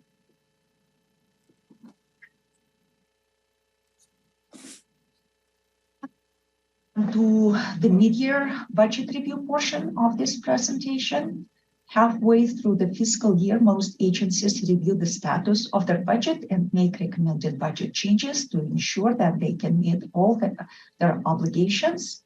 Furthermore, by March, the city usually has completed the audit of the previous fiscal year and uses this opportunity to discuss the best way to use any audited surpluses from the previous fiscal year, as we just saw, which amounts to at least 3.8 million as of March 14th, 2023, or today. And the following adjustments are recommended. Revenue adjustments, 510,000 property tax revenue increase budget for the property tax, 200,000 net increase to transit occupancy tax, and this includes a decrease of 100,000 to city DOT and 300,000 increase to project area DOT, an increase of 150,000 to franchise fees revenue, 150,000 interest earnings revenue, 300,000 adjustment to budget based on the received FEMA and California State Disaster Assistance reimbursements for Caldor Fire emergency protective measures and management cost, 150,000 to parking citation revenue, and a total of 430,000 increase in transfers in from other funds, which include transfers in from Measure S sales tax of 225,000 to cover the cost of 7 firefighters in fiscal year 2022, 100,000 from long-term building fees, 75,000 from the airport due to closed projects that were previously funded by general fund, and 30,000 from redevelopment obligation retirement fund. Next slide, please. General fund expenditures and other financing uses include an increase of 420,000 total for personnel related items and several departments, including cost of 3 new positions, such as principal HR analyst and 2 parking ambassadors, retirement payouts, overtime promotion, health insurance increases, and others. 689,000 total for various operational needs across all departments as listed in the staff report. 178,000 net increase in operational transfer out, including an increase of 270,000 to debt service, 109,000 to Keldor project account to reimburse for previously reported expenditures, 72,000 for other operational and capital needs, and these increases are offset by a decrease of 273,000 in operating transfer out to airport. Additionally, 945,000 is included for 3 CIP requests, including 730,000 total for police station re-roof and 150,000 for traffic signal updates. Adjustments to expenditures and other financing uses also include a decrease of 606,000 to CalPERS unfunded liability prepayment amount in July 2023 for CalPERS fiscal year 23-24, based on actuarials from dated June 30th, 2021, which were projected based on 21.3% net investment return, positive return for CalPERS fiscal year. So for now, we're just seeing a decrease in those UAL until next year. Other non-general fund changes include appropriations of 400,000 toward cannabis revenue grant program, an increase of 225K in transfer out from Measure S sales tax general fund to cover the additional cost of 7 firefighters in fiscal year 2022. Most notable changes in other special revenue funds also include the transfer out of 500,000 for 2 CIP projects in the cannabis revenue fund, and a reduction of 388,000 in transfer out from TOT trust fund to the redevelopment obligation retirement fund due to an increase in RPTTF tax increment revenue for redevelopment successor agency. Increases in CIP funds and project accounts are proposed to be funded by transfers in from the general fund, Measure S sales tax fund, and cannabis revenue fund, and increases in enterprise funds such as airport, parking garage, transit operations, are for capital purchases and other projects. Airport capital projects and an increase in operating expenses in that fund are funded from available cash balance accumulated in prior years. And in summary, current fiscal year 2023 primary general fund budget net expenses 2.2 million after mid-year adjustment of 0.3 million in net revenue. Budgeted net expense is at 1.9 million. And this includes 1.25 million loan to Sugar Pine housing project. And in general fund undesignated taxes reserve balance as of today is projected at 3.8 million. Not included above are grant match set aside of 1.7 million, which includes 811,000 set aside for raise grant, 590,000 for Tahoe Metropolitan Planning Organization Regional Grant Program, and 270,000 for Cycle 4 Pioneer Trail pedestrian upgrades. And in closing, I just would like to sum up that based on the current revenue results, I want to state that it appears that the local economy continues to improve overall. City Council and management continue to operate the city in a prudent and responsible manner, and staff continues to work on the City Council strategic plan. The Finance Department will provide the next quarterly budget and financial status report update in May of 2023. And with that, I am ready to answer any additional questions. Thank you, Sue. Thank you so much. Does anyone have clarifying questions on this item? Ms. Wallace? Thank you, Ms. Chikamarova. I have a question regarding the CalPERS and the decrease of 6.3%. Have you heard anything from CalPERS regarding their investment strategies? And because obviously their investment strategies are not working. And I know that they have a stated ESG strategy. Have we heard anything about that? Because it just continues to decrease every year.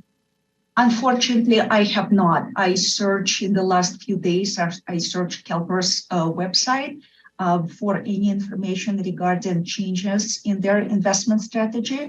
If you remember, their interest was reduced from 7% to 6.8%, and the risk for their investments was increased, and we ended the last fiscal year with 6.1% negative return.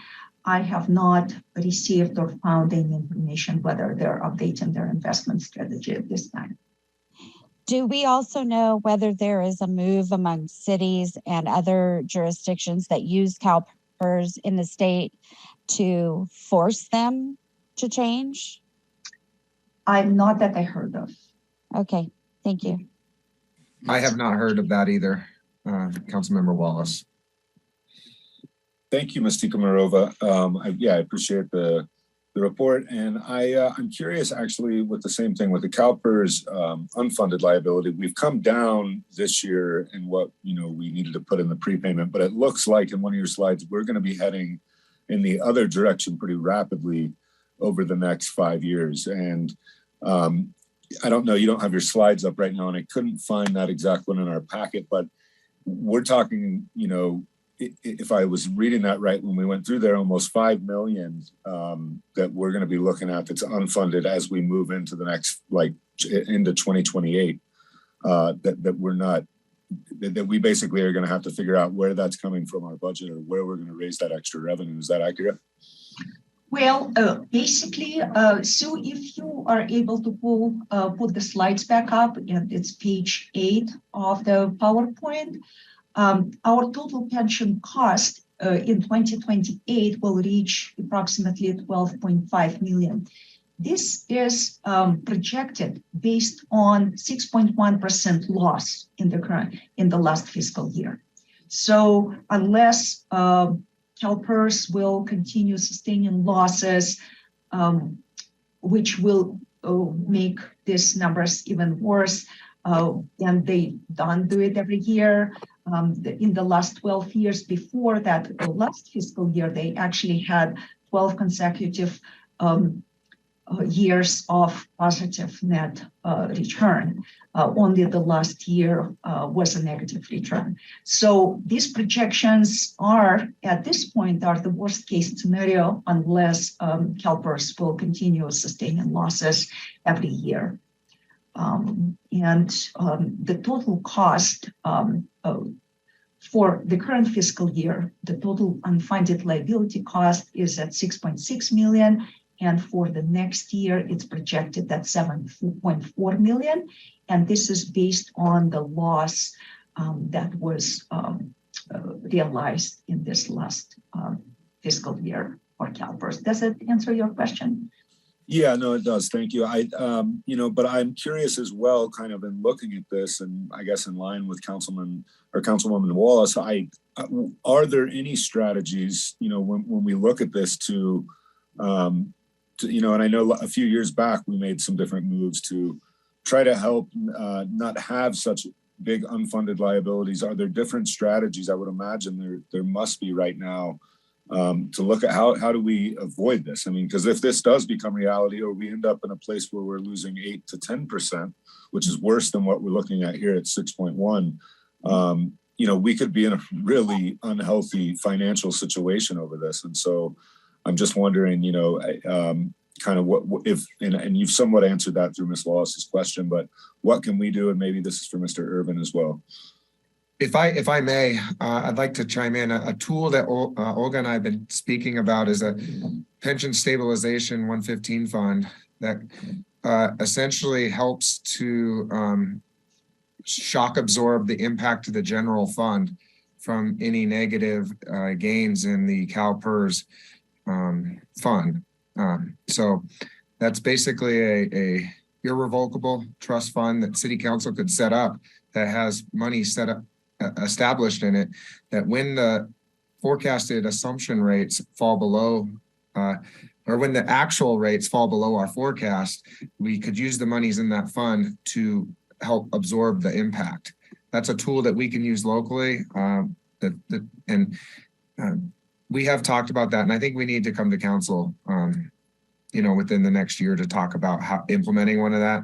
The trick is you need to make sure you set aside enough money into that stabilization fund to actually serve the purpose that it's in there to serve. But once the money's in there, it's only there to offset those impacts to CalPERS. Yeah, great. I think that's something I support, seeing that come back for sure, especially right now with just kind of so many uncertainties. Understood. Yeah, we'll look at prioritizing that, and when we do that, we will definitely want to have some actuary assistance for Olga to analyze that and determine what the appropriate amount will be to establish the fund. And so we'll prioritize that, and it's consistent with the strategic plan you just adopted. So thanks. Thanks. Yeah, Ms. Wallace. I am in 100% favor of this. In fact, when I first got on council, we were on the same trajectory. Mr. Bass can attest to that. And I went to a League of Cities and did a forum on this 115 fund. Luckily, we never had to do it up until now. We're discussing it at council. That doesn't change the fact that we still have to pay for CalPERS's investment mistakes. And that is the deeper issue. And I would like to see us somehow affect a change, or at least be a part of a group of cities and jurisdictions that can maybe have a change on CalPERS's investment policies. And that, I think, is the more basic issue here. Their policies of how they invest their money is what's causing all of this unfunded liability and those changes. And that's, I think, where the discussion needs to take place, certainly at a larger issue than just the 5 of us or the 7 of us.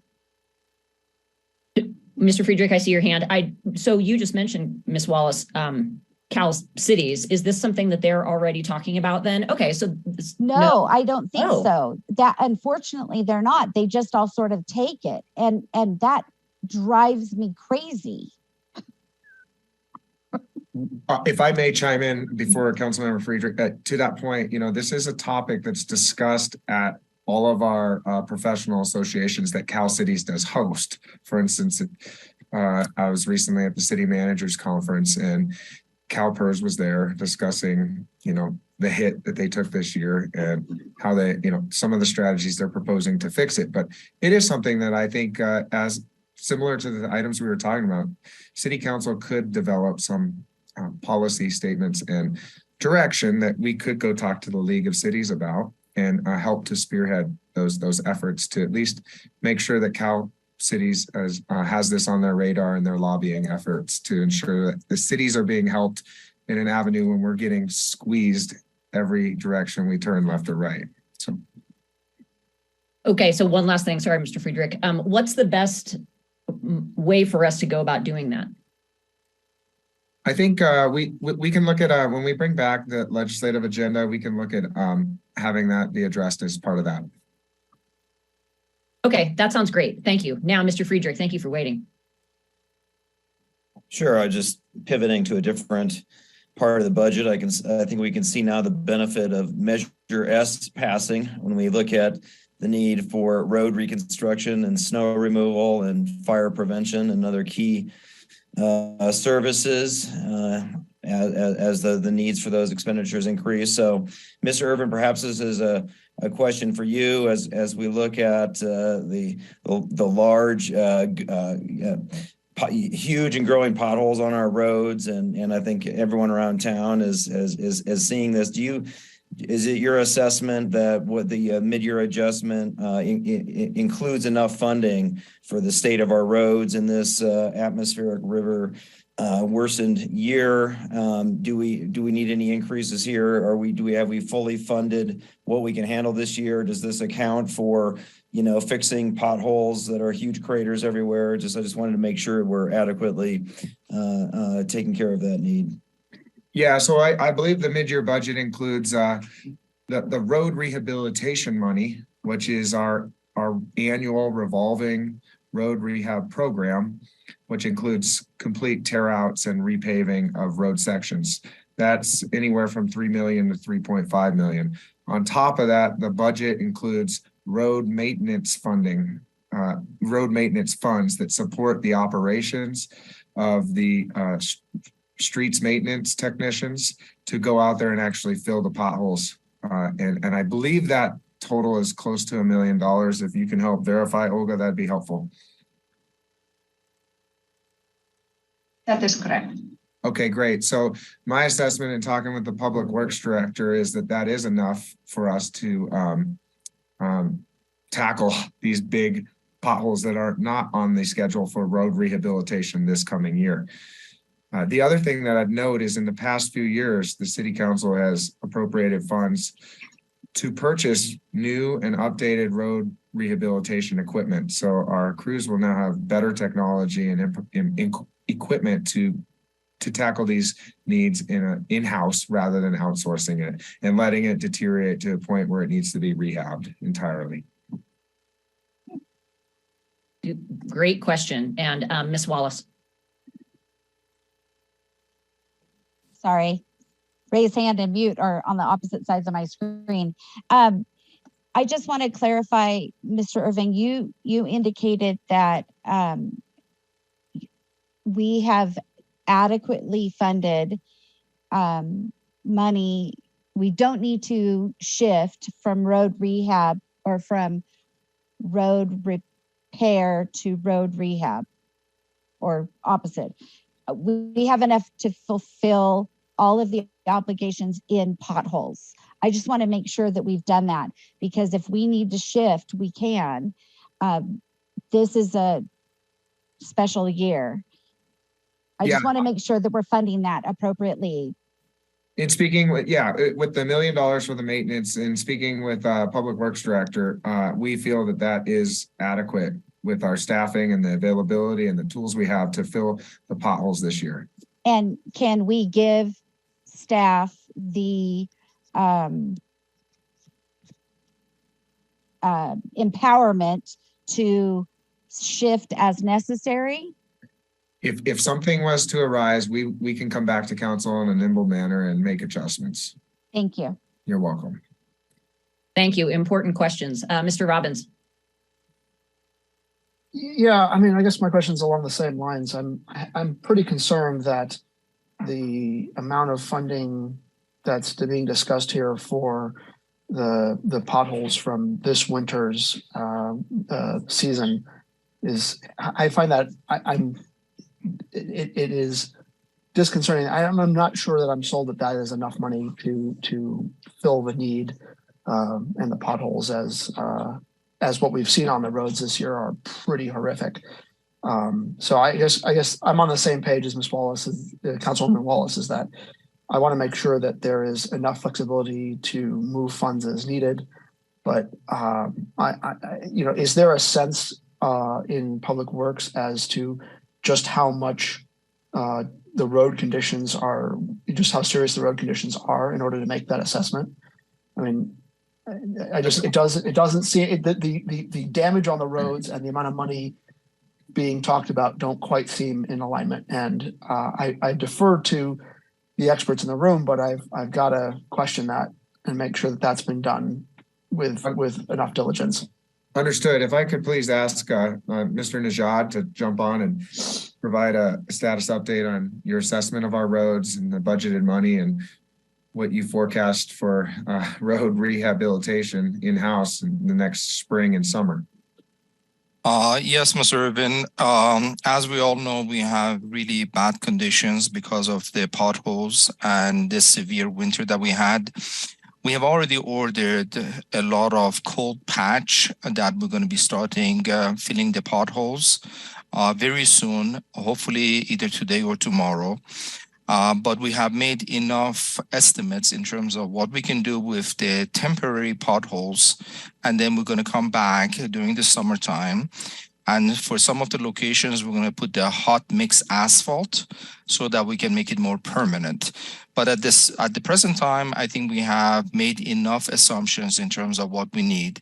And as Mr. Irvin mentioned, if we need to come back to City Council, we will come back to the City Council and request additional funds if needed. Right. I guess the only thing I would suggest is please don't tarry if you need to come back to ask for more money for potholes. Absolutely not. Yes, we will do that. Okay, thank you very much, Mr. Najad. Mr. Bass?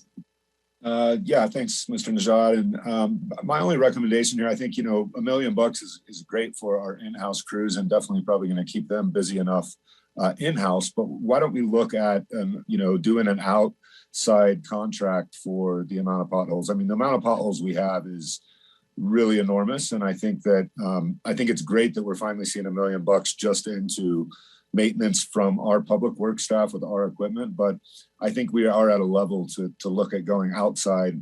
And I'm sure that'll take kind of a, you know, a plan to figure out what are the outside contractors going to do compared to what our guys are going to do. But it seems to me that we have, you know, probably thousands of potholes to repair. And I don't know what $1 million is going to do and kind of what our capacity is. But I would imagine we could get a bid that, you know, for whatever dollar amount, we're going to get this much covered. And I think it would be not a bad idea to look at doing an RFP for the summertime on potholes only, and that coming out of undesignated or whatever it may be. If I could respond, yes, I definitely agree with that approach. We did consider that a couple of months ago, and we're going to consider that as we move forward to repair the potholes. Yes, I agree with that. Do we need, I guess, again, just to follow up on Mr. Bass, then, is your assessment, Mr. Najad, that that is an option we should kind of keep at the ready, but for now, you think you have a plan to fill the potholes with internal staff and equipment and that we can shift as needed to the contract? Or do you think we should be proactive, as Mr. Bass is suggesting, in going out with an RFP for service and have that ready to supplement? I think we will do both. We're going to obviously start with internal staff to fill the potholes. And then we're going to assess in terms of what is remaining. Developing an RFP is a fast process, and we can achieve that in a short time frame.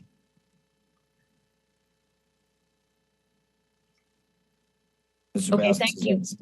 Yeah, no, I think that's great. I mean, I think that makes it, they'll concurrently happen, and it'll be, I think we'll see if we do both. I mean, I think $1 million is so great to see our public works department be able to do some great stuff in-house. But yeah, we're at a 50 or 100-year snowfall, and I think it's well worth the investment to bring in some outside forces for this year. Or it may be the new normal, right? With increased moisture in the atmosphere. I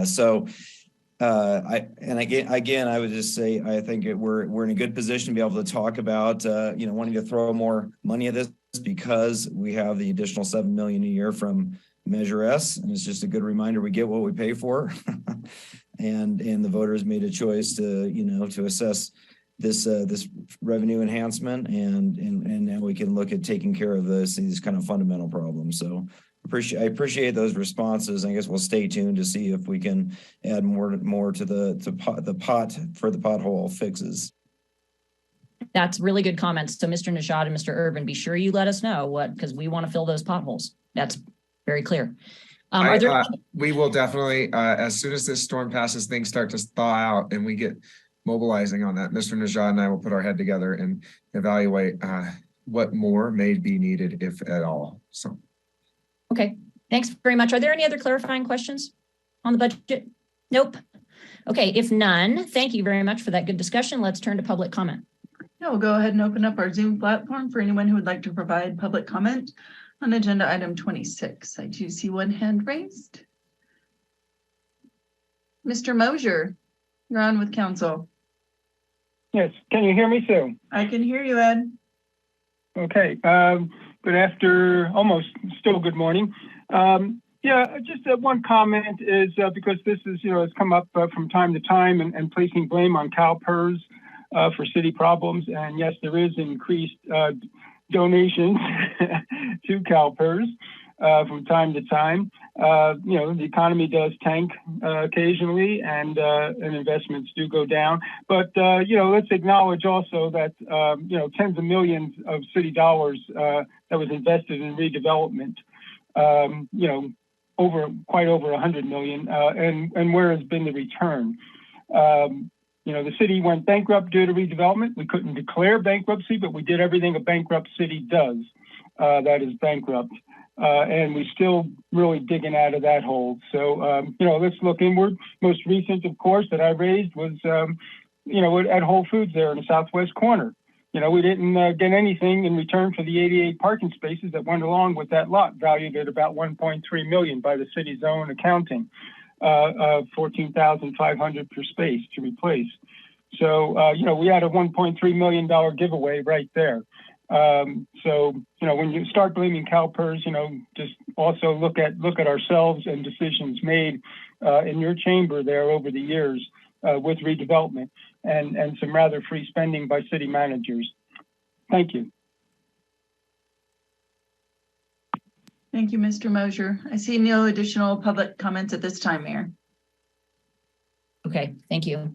Is there any council discussion on this item before we make a motion?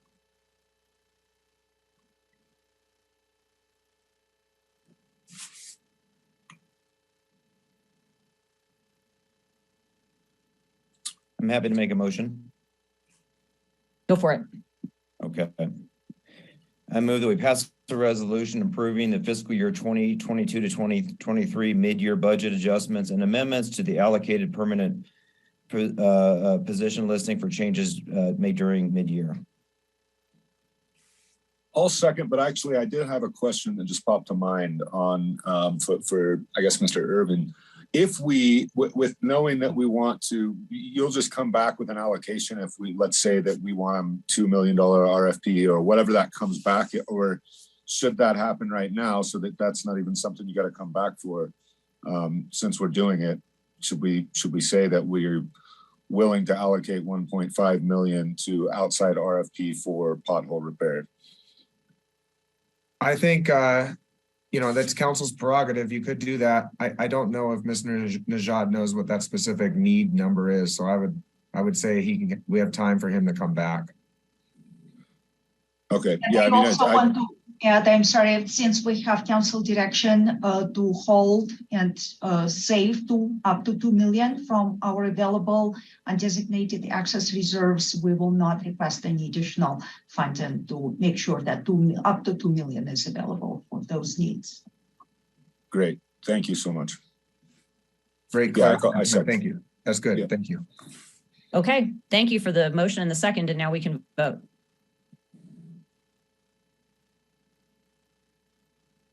All right. Councilmember Wallace. Aye. Councilmember Friedrich. Aye. Councilmember Robbins. Aye. Mayor Pro Tem Bass. Aye. Mayor Cregan. Aye. That motion unanimously carries. Great. Thank you very much. Now we'll move on to number 27, the purchase of various snow removal equipment and update to snow and ice removal plan. And back to Mr. Najad. Yes, good morning, Mayor Cregan and members of the City Council. For the record, my name is Anush Najan, Director of Public Works. This morning, I would like to give you a detailed presentation on the snow operations and our proposed enhancements for this critical core service that we provide to the residents. Let me see if I can share my screen.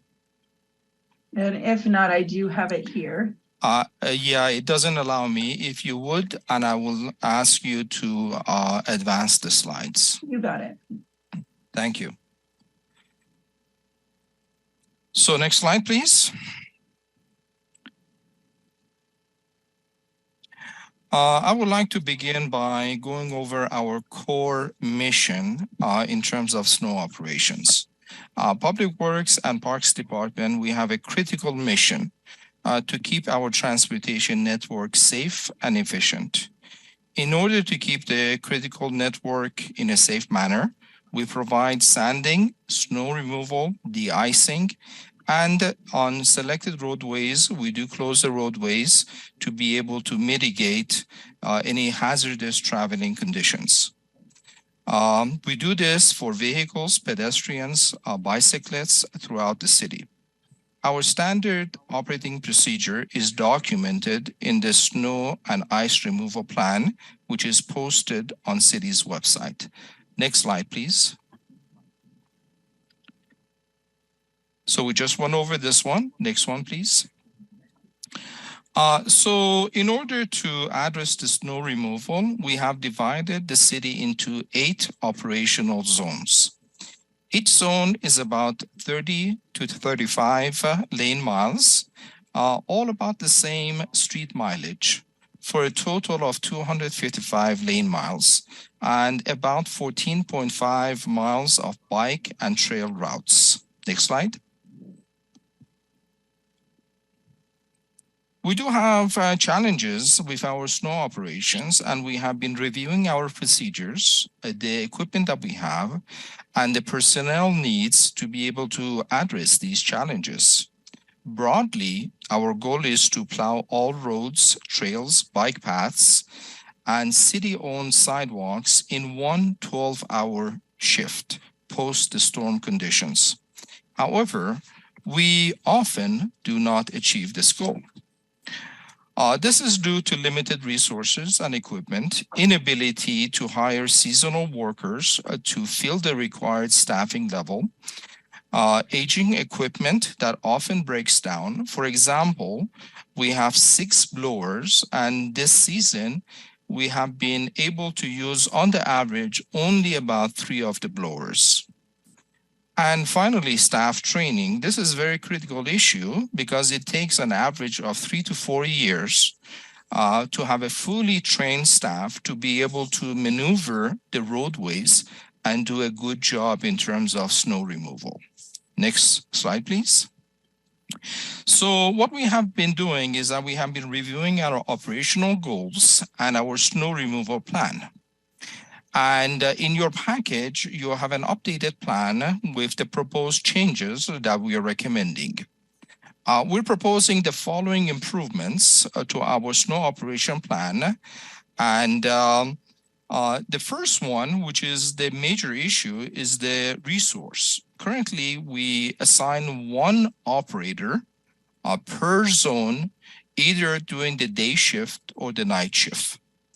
We propose to increase this staffing through hiring seasonal workers so that we can assign 2 operators per zone during the nighttime shift and 1 operator during the daytime shift.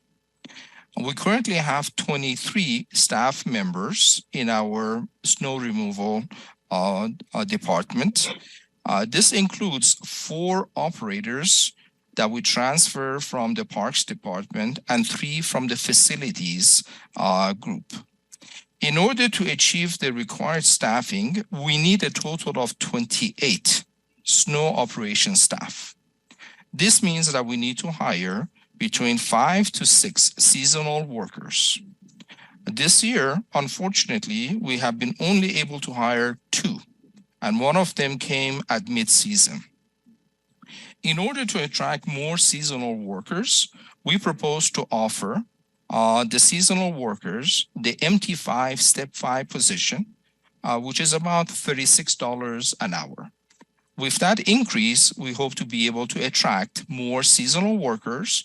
We do require a commercial driver license, but this will enable us to fulfill all of the needs that we have in terms of achieving this goal and assigning 2 operators per zone during the night and 1 during the day. Obviously, we're going to shift the number of staffing depending on the onset of the storm. This additional staffing will allow us to pay more attention to each zone, reduce berming, and achieve the desired 12-hour time frame to touch all of the streets and trails in the city. Our standard operating procedure will require us to plow all of the streets with 2 12-hour shifts until all roads, trails, and paths are plowed. Just as a reference, this season, our staff have conducted nearly 60 continuous days of 12-hour shift. The city will strive to plow all streets, trails within the 12-hour post-storm goal that we have. Obviously, if we have continuous snowfall, this will continue until all roads and paths are addressed. The city will utilize more brine treatment for pre and post operations. We have purchased a large brine tank and a spray bar to allow rapid application of the brine in critical locations. This will address the ice buildup and allow us to plow the streets faster because we don't have that much ice buildup. We will expand on outside contracting to free up the internal staff for roads and trails snow plowing. We're recommending about 10 to 15% of the total snow removal contract to be contracted out. These will be primarily city facilities and city-owned sidewalks. We are in the process of installing GPS equipment on all snow equipment to gather management data and to analyze and optimize our work activities. If successful in hiring our seasonal workers, we will assign a rover operator to address issues as they arrive. So these are the changes that we have made to the standard operating procedures, which is documented and included in the council package. Next slide. So in order to achieve this, we need additional equipment. Currently, we have 12 graders. The graders are primarily used to clear the snow on the streets. Therefore, in order to assign 2 operators for each zone, we need a total of 16 graders. That means we need to purchase an additional 4 graders in order to achieve this. But I want to remind you that a lot of our equipment is aging, so this will allow us to recycle and sell off the old assets as we move forward. But right now, if we purchase these 4, we will be able to achieve assigning 2 operators for each zone. Currently, we have 6 blowers, and we are recommending to purchase 2 additional snow blowers. This will give us a total of 8 and 1 per zone that will enable us to be able to move faster to widen the streets as this snow accumulates on the roadway. We're also recommending a purchase of 1 small blower for the trails and bike paths. Next slide. So the cost and the financing breakdown for the purchase of this equipment are as follows. We're proposing 4 John Deere graders for a total of $2,168,361.76. We're proposing 2 Zog snow blowers for a total of $1,200,212, and 1 trackless snow blower for parks maintenance for a price of $167,680.54. The total cost of all of the proposed equipment is $3,536,254.30. We're proposing to finance the purchase of these equipment through various funding sources. We do have some unallocated snow removal equipment funds that we would like to put through for this equipment. We have some Measure S funds, and we are proposing to finance the balance of $2.7 million. The financing term sheet is included in your package, And we need to come back to the council to finalize that at the next council meeting. But we can place the orders right now for the graders and for the snow blowers. And we have enough funds on hand to go ahead and purchase the trackless equipment for the parks. I want to mention that the snow blower equipment, we have done extensive research on the type of snow blowers that would be suitable for South Lake Tahoe. And we are recommending the ZOG equipment, which is manufactured in Switzerland. Our staff have gone and reviewed in other agencies like Mammoth. And this equipment has 600 horsepower, is very maneuverable, and will be able to help us to direct the snow spray to locations which is better. So we are recommending an emergency purchase of this equipment for the ZOG equipment so that we will be able to have these delivered hopefully by November 1st. And the payment for both the graders and the blowers will be due on November 1st or when we receive the equipment. Next slide. So I want to give you a full picture in terms of all of the costs. As I mentioned, we are equipping our equipment with GPS equipment, and this was approved in the last year budget. There will be an annual cost of about $6,800 for the cellular connection that we will be requesting during our annual budget. We've already purchased and received the brine tank, which was $27,948. So that has already been achieved with the funding that we had in our budget. The additional seasonal staffing budget would be increased by about $102,350. This is for the additional staffing and an additional pay increase. We're going to be asking for that budget during our annual budget review. The additional outside contracting, we are estimating that will be about $102,000. That will add to the existing contract that we have. Most of our facilities are already contracted out. We're going to add some more to that, including the city-owned sidewalks. We want to contract that as well. Finally, we're going to be asking for one additional mechanic to address the staffing shortage and the number of equipment that we need to maintain for the fleet division. This will be requested during the annual budget for council consideration. I want to mention that 50% of the cost of the equipment and the snow operation staffing, we are reimbursed by the state.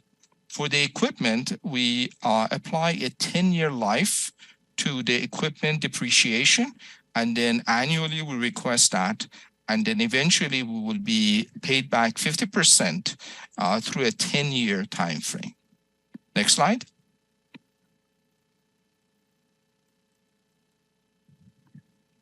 And finally, I would be happy to answer any questions that you may have. Thank you, Mr. Najad. Great job as always. Mr. Friedrich. I love that question graphic. We can all relate to that snow pile. So on a couple questions on the staffing, and maybe also Mr. Irvin, you could chime in. I know in a recent meeting, we talked about some seasonal defensible space inspectors. Might there be opportunity in the future to combine these two tasks and others into some permanent positions?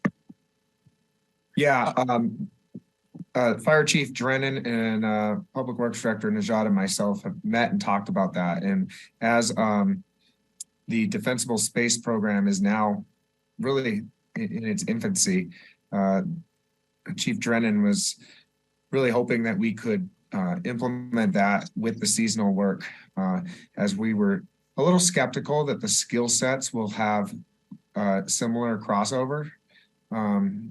You know, driving a grader on a public road is a lot different than the work specified for a defensible space inspector. But I do think with the trend that we're seeing for seasonal work, we need to try innovative approaches to hiring and creating jobs that could be full-time. So I think it cannot fall off of our radar. And I think I intend to have a conversation with the Public Works Director and Fire Chief again about that. But for right now, the proposed staff recommendation is the seasonal approach. Okay.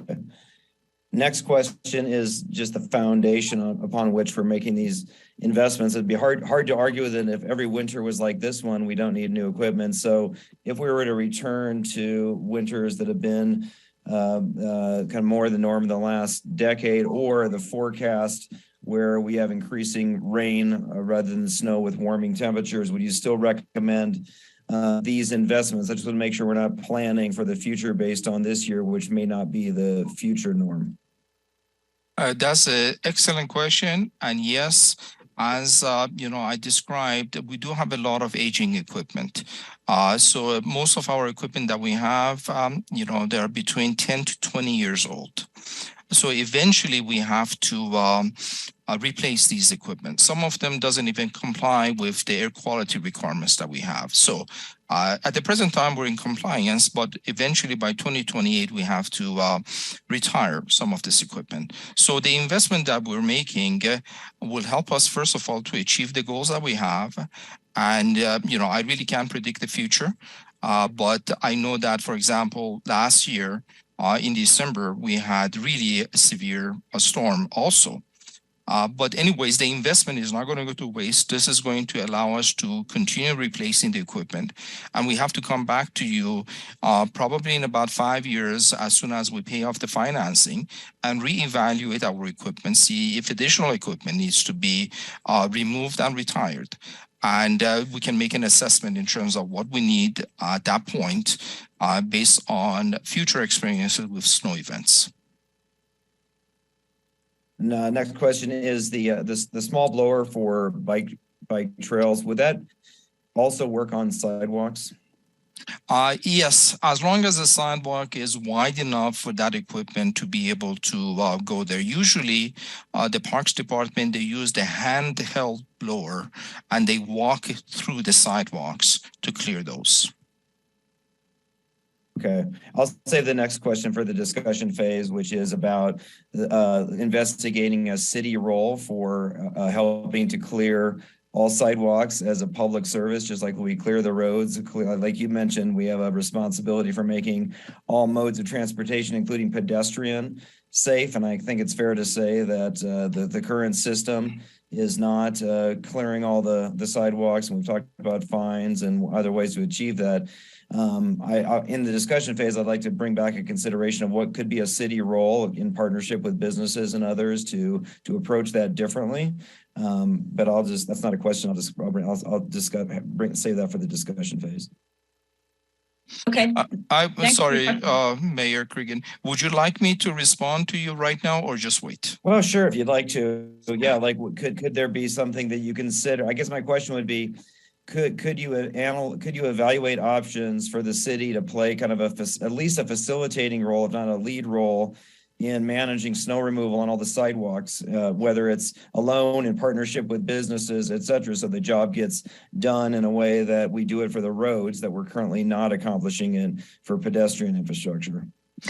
Certainly, we can come back to you with a more detailed analysis. This has been an issue that I have dealt with in my previous jobs. A lot of cities and counties have different approaches to sidewalk maintenance. Under the state law, the property owners are responsible for maintaining the sidewalk. Now, a lot of cities have taken different approaches to this. Some cities, they continue to require the property owners to maintain the sidewalk. That may include the sidewalk repair and also any hazardous issues with the sidewalks, as well as snow removal. Other agencies, they split the cost half and half between the property owners and the city. And some cities, not many, have decided to take on the cost of sidewalk maintenance. Obviously, that would have financial impacts. There are approaches in terms of how we can deal with that. Either it can be financed through the city budgets, or through an assessment district. But certainly we can come back to you with options for the council consideration. Well, I for one would love to see that come back. I know you have your hands full for this winter, but before next winter, to give us some options on, you know, from your experience and looking at different ways that other jurisdictions have accomplished this. I think there are many businesses who would welcome a city roll or do economies of scale. Certainly not many individual businesses have that kind of blower that we're looking at for bike trails that you said could potentially be used for sidewalks. I imagine if we bring that back, we may need to invest in more equipment such as that, which is why I asked the previous question. So I, for one, I don't know if we need a second, but, you know, at the right time, but I, for one, would love to see, you know, that those possibilities and options brought back for consideration sometime before next winter. I think we do probably need a second for that. Okay. Yeah, I'm in support of exploring that. Excuse me. Thanks, Mr. Robbins. No, I was going to second that as well. So I guess same. Okay, great. Mr. Robbins. I was going to suggest that we. Go ahead. Sorry, you dropped there for a second. I just say I would like to second the idea of bringing back a conversation about options for a city role in pedestrian snow removal, particularly, I guess my interest in particular would be in the areas around Highway 50 and to a lesser extent, but not excluding 89, where right now that's business responsibilities, but that is in complete fairness, a tough ask for businesses to have the kind of equipment on hand or to be able to hire at the last minute the staff. And I think there is a potential for good economies of scale. And we would need to have a discussion about, you know, right now it's businesses' responsibilities, which is the current state law, but maybe that could be transferred to the city along with the money for us to do it. And that way it's all being done in one operation. I think in general, that's a conversation worth having, probably when it's sunnier out. And we're not kind of in the middle of it right now, but I would second that in general, in broad principle for sure. Okay, great. Thank you. Mr. Bass? Yeah, thank you, Mr. Najad. I think this is a really great approach to kind of, you know, fixing some of the issues that we may have, and I'm glad that we're going to 10 zones. I am curious, we're moving up to the 8 blowers, and that's really what we need to implement this plan overall. Would you say almost every year we're going to need to go replace one of those 6 blowers we have left that are aging at this point for the next 6 years, let's say? I hope not, to be very honest with you. I think that with the 2 new, these are brand new blowers, really a good size for us.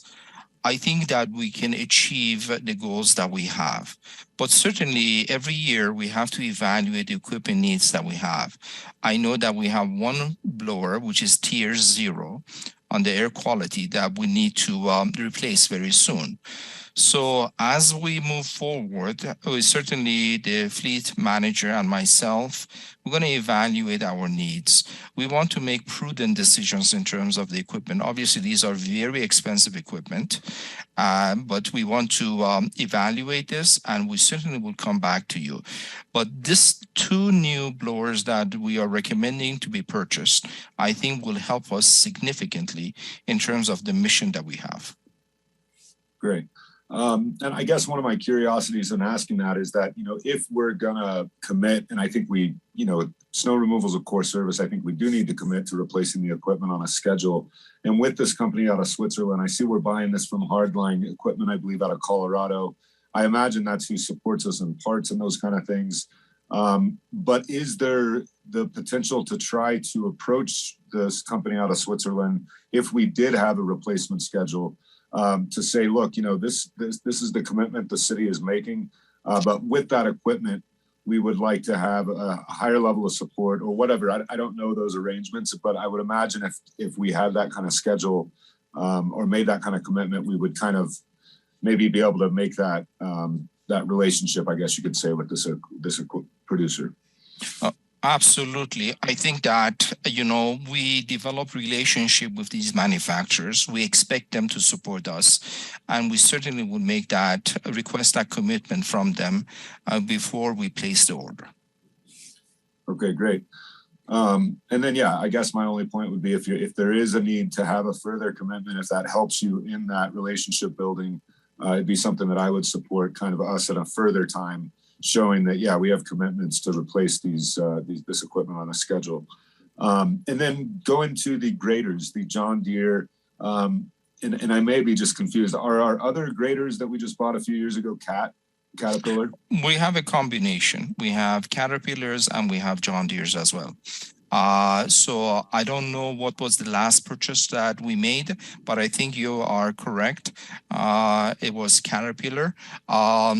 Again, for each piece of equipment, we have both the fleet manager and the street supervisors evaluate the performance of this equipment. And then we find which one is breaking down less, is working better, and the operators can be able to use the equipment. Some of them comes with standard steering wheels. Some of them comes with joystick for driving. So we evaluate these to make sure that we're getting the right pieces of equipment so that the operators can use it effectively and that it will have lower maintenance costs and effort. Great. And I guess just an idea that came through us when I was reading this contract is that they're giving 1,500, it's either, I believe, 3 years or 1,500 hours, whatever you hit first for the hydraulic warranty. And I don't know, with these being American companies and stuff, if a negotiation can happen like, hey, we would like to have that on the full warranty because we only use these very, very little. In some years, we may only use these for, 50 hours for the whole entire year. So I know that's probably a hard decision, but you never know with somebody like Poppy Machinery who does all the warranty work anyways. I don't know. It's just a thought that came to mind. If there's that ability to maybe negotiate that in the full warranty, that it be based off hours and not years, would be a big benefit for us. I can ask our fleet supervisors to see what he can do. Mr. Harwood really negotiates very hard in terms of what we get. And, often he asks for everything that we can get. And we have been ordering equipment from Poppy Missionaries in the past. So we have a good relationship with them. I will certainly ask Mr. Harwood to see what he can do further for the warranty. Great. Thank you, Mr. Najad. I appreciate it and look forward to seeing this implemented. Thanks so much. Ms. Wallace, we haven't heard from you yet. First, I'd just like to say thank you to all of the public works people. You guys have just done such a great job. And Mr. Najad, I've gotten a few emails from the public that are just absolutely flabbergasted to see you out in the field clearing drains. And I think that's sort of a first for public works directors in our community. And so thank you for everything. You are just amazing. And we just are so thankful to have you in our community. I just have one question. In reading specifically on the blowers, I think I know the answer, but because there's no picture on the proposal, are these the typical type blowers where it's all one piece, or are they the blowers that sort of attach to the front of like a grater type? Yes, they are one piece. There was an attachment that showed actually the specifications for that equipment. It is all one piece, yes. Okay, thank you. Like our big blue ones that we Yes. have. We also have one that's yellow that sort of attaches, which I see broken down in my neighborhood a lot.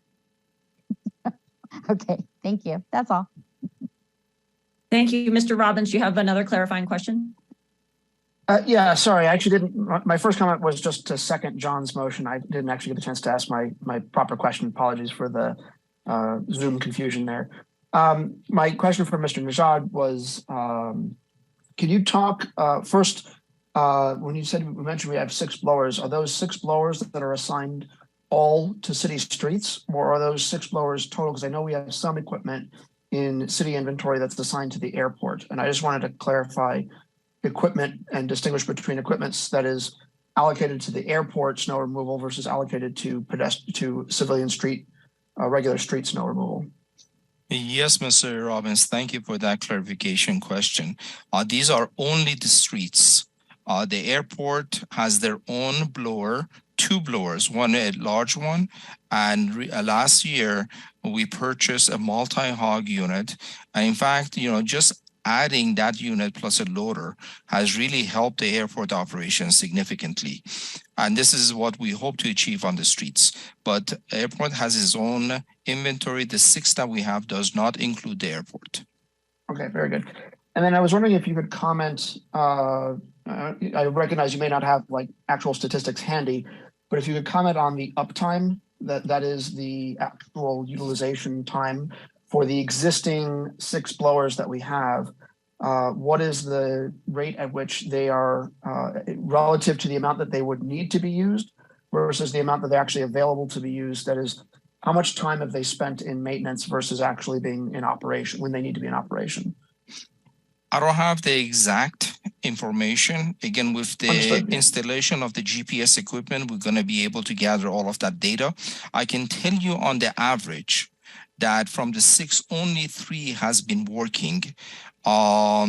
So that we're basically, operating between 3 to 4 every day.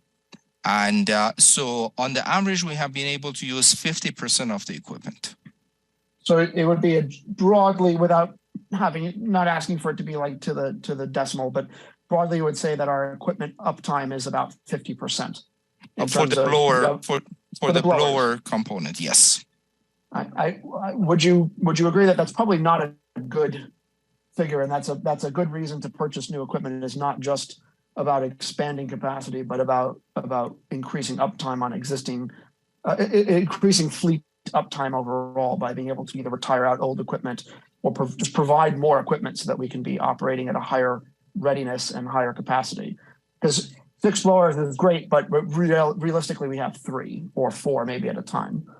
We don't actually have 6 on the street at any given time. I appreciate that. What's the time frame for the GPS data and having that available? Is that a next season thing, or is that 2 seasons from now, or what's the time frame on that? Well, we ordered the equipment because of the severe storm that we've had. The manufacturer has not been able to install all of them. So I hope to be able to get it all completed by end of March or by the latest end of April. My goal was to be able to gather the information this season, but unfortunately, because of all of the supply chain issues, all of the snowstorms that we had, the vendor really was unable to install them. But the goal is to put them in and start collecting data as soon as we can. The new equipment that we're buying here today, does that either come with GPS tracking, or have we ordered, or will we be ordering GPS tracking attachments, as it were, for these new pieces of equipment, or does that come separately? Is that something we'll do later? Yes, it comes separately. They are not very expensive items, and they will be installed as soon as we receive the equipment. Okay, so we're gonna at some later point we'll see a line item somewhere for GPS equipment for this new equipment as well. What's the purchasing time frame for these new pieces of equipment? The trackless equipment for the parks, we can purchase that right now. Actually, it's sitting on the vendor's property right now. As soon as we can place the order and this item is approved, we will place that order and we can receive it within next 2 weeks. The other equipment has to be manufactured. We're buying new equipment, and our expected timeline is November 1st for delivery. That's for the blowers and the new graders, correct? Is basically next season. Yes. Okay, very good. Thank you. That was my main questions, and I'll chime in. I don't want to take up too much time, but I'll chime in and second that you've been doing the Lord's work this season, and I can't imagine that anybody has failed to recognize the level of effort you've put in. And I'll keep it brief just to keep things moving, but I just want to say that that's been, I've recognized that as well, and I think we all have. So Well, I appreciate if I can buy you a that. beer, if I can buy your crews a beer sometime, after they're done driving, obviously, I think I'd like to do that at the next opportunity. I appreciate that and Ms. Wallace's comments as well. But I want to state that this is a team effort. Everybody in the public works is dedicated. The staff, the engineering staff, the fleet division, the facilities, the parks department, all of us, we work together and the credit really goes to them. Well said. Hey, awesome. Mr. Najad, one other question came to mind. With the equipment being ordered, do we have the ability to decide which color or, the color of the graders because they're being made for us? I have to check on that one. Is there any specific request? And I don't know if the council wants to comment on that. Our other equipment is blue. We haven't ever really had that discussion. I don't know. I know that the last grader we didn't get powder coated blue or whatever you want to call it. I don't know that. I don't necessarily. I was just curious. It came to mind as you said that it's going to be custom made for us. If we have that option, maybe it's something that we do want to consider because it is kind of nice knowing what a city grader is based on the color compared to Caltrans or the county. I think that somewhat does give our citizens the know of who's who, as well as also, but we have a mix at this point because some of our loaders are definitely not, and I don't support spending money on it, but if it's not costing us money as we're ordering it, it's something that I'm okay with, so long as it doesn't cost us money. And then to clarify real quickly, did you say that we would be receiving these blowers in the next 2 weeks? So they go in service for this year? Only the trackless for the parks for the trail plowing. I see. Okay. Okay. And if I can get a clarification, I assume the color choice is the Tahoe blue? I would put it back to council. My only comment is what I just said. It is kind of nice that there's differentiation between the other agencies. If it's a checkbox item on the order logo. If it's a checkbox item at the time of ordering, choose your color here, I would go for the color, but we don't need to spend money on that, extra money. But if it's a checkbox item, some branding, consistent branding, that would be funny. I think that would be nice. I agree with Mr. Bass. It's nice to have that differentiation because our yellow ones do look like the counties and Caltrans. But only if it's not a lot of money. And so I agree 100% with Mr. Bass's comments. I was definitely no $1 million paint jobs, please. No. Okay, so it sounds like we're all in agreement with the blue. We can, okay, great. Yeah. So thank you very much, Mr. Najad, for that. And let's Mayor move Cregan, on. if I may, I'm so sorry. I'm so sorry. That's okay. I'm only hearing agreement with blue if it doesn't cost an extra cent. Is that correct? That's right. That's okay. Definitely the point. Thank you for clarifying. If it's a cent, it's $500. I'm all right with it. But what if it's 20,000 per? No way. No. I wouldn't spend 20,000. Okay. Yeah, because they have to. It's paint for them to switch a paint color shouldn't cost that much money. They're having to paint the thing anyways. Yellow to blue shouldn't. I wouldn't hope cost too much. Well, we'll have Mr. Najad look into it and okay, thank you. Yeah, like I said, we have 4 shades of blue on our logo. I was just looking at if we could match one of those, then it would, be a nice alignment. If it doesn't cost more than a cent. Okay, so are we good there? Okay, great. Thank you very much. Let's move on to public comment. Yeah, we'll go ahead and open up our Zoom platform for anyone who wants to provide public comment on item number 27 on today's agenda. Mr. Mosier. You're on with council. Go ahead. Yes, can you hear me, Sue? I can. Okay, Ed Moser, South Lake Tahoe. First thing is use the discussion with part of it was about the fire department, the summer workers for defensible space.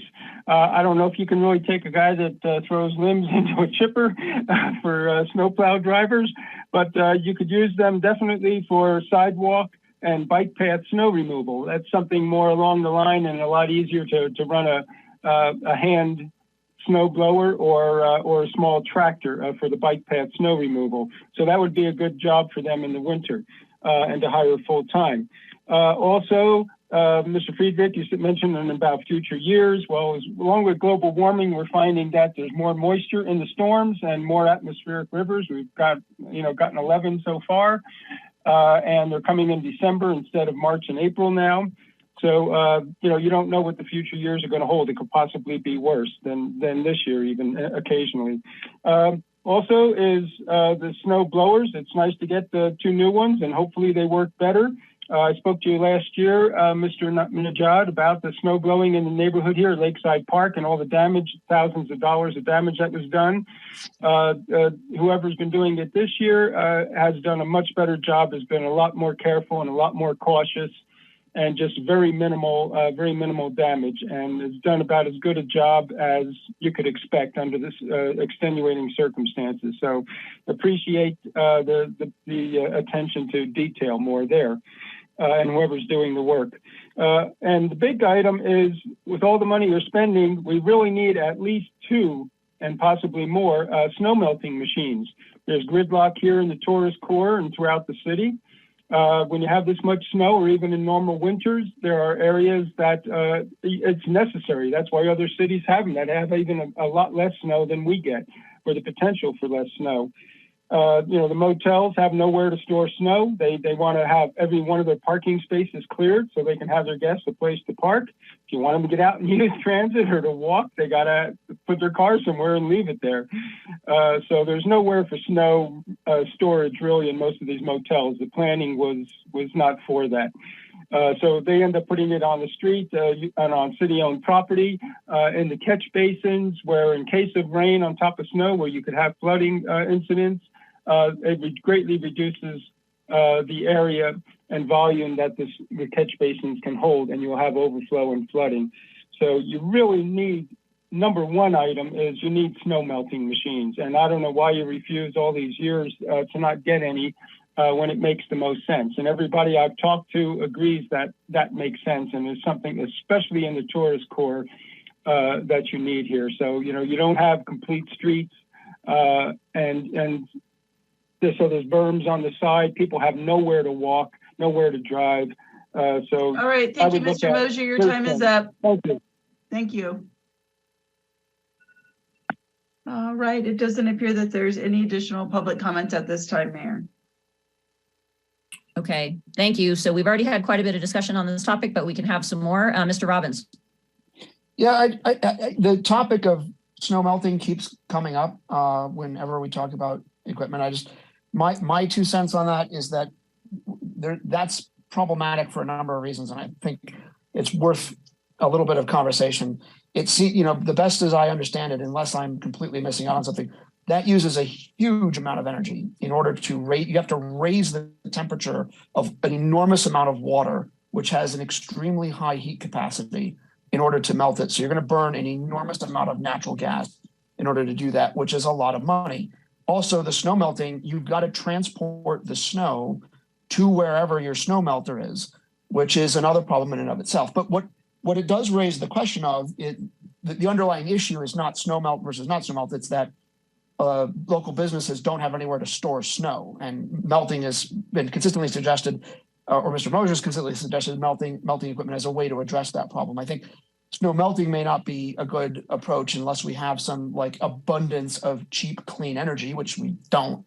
But Mr. Najad, I know there was an issue with the Sierra Boulevard streets and with the pedestrian path there, and having the snow there because there was no good place to put it. We eventually got permission to move that snow and transport it to I guess it's the Caltrans snow storage facility at the end of Sierra Boulevard.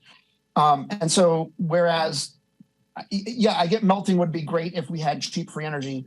But what about making the real problem is storage. What about making the storage facility there available to contractors, to snow removal operations, to other parts of the city that might need that in big winter years? Is that something that could be made more generally available, given that we've done that as one example? Those are great points. Let me first of all address the snow melting equipment. We did consider that. We reviewed that comment that Mr. Mosher had. As you mentioned very correctly, there are a lot of challenges to that. First of all, you cannot melt the snow on site because that will impact the drainage system and a lot of environmental issues with that. So typically these equipments, and we've looked at it in Pennsylvania, they're hauled off to other locations, and then they are melted down because of lack of snow storage. That's the biggest issue that comes with that equipment. And so all of that comes with environmental regulations, our climate action, net zero issues that we have, or goals that we have. So we didn't feel that that type of an equipment is really suitable and will address the issues that we have.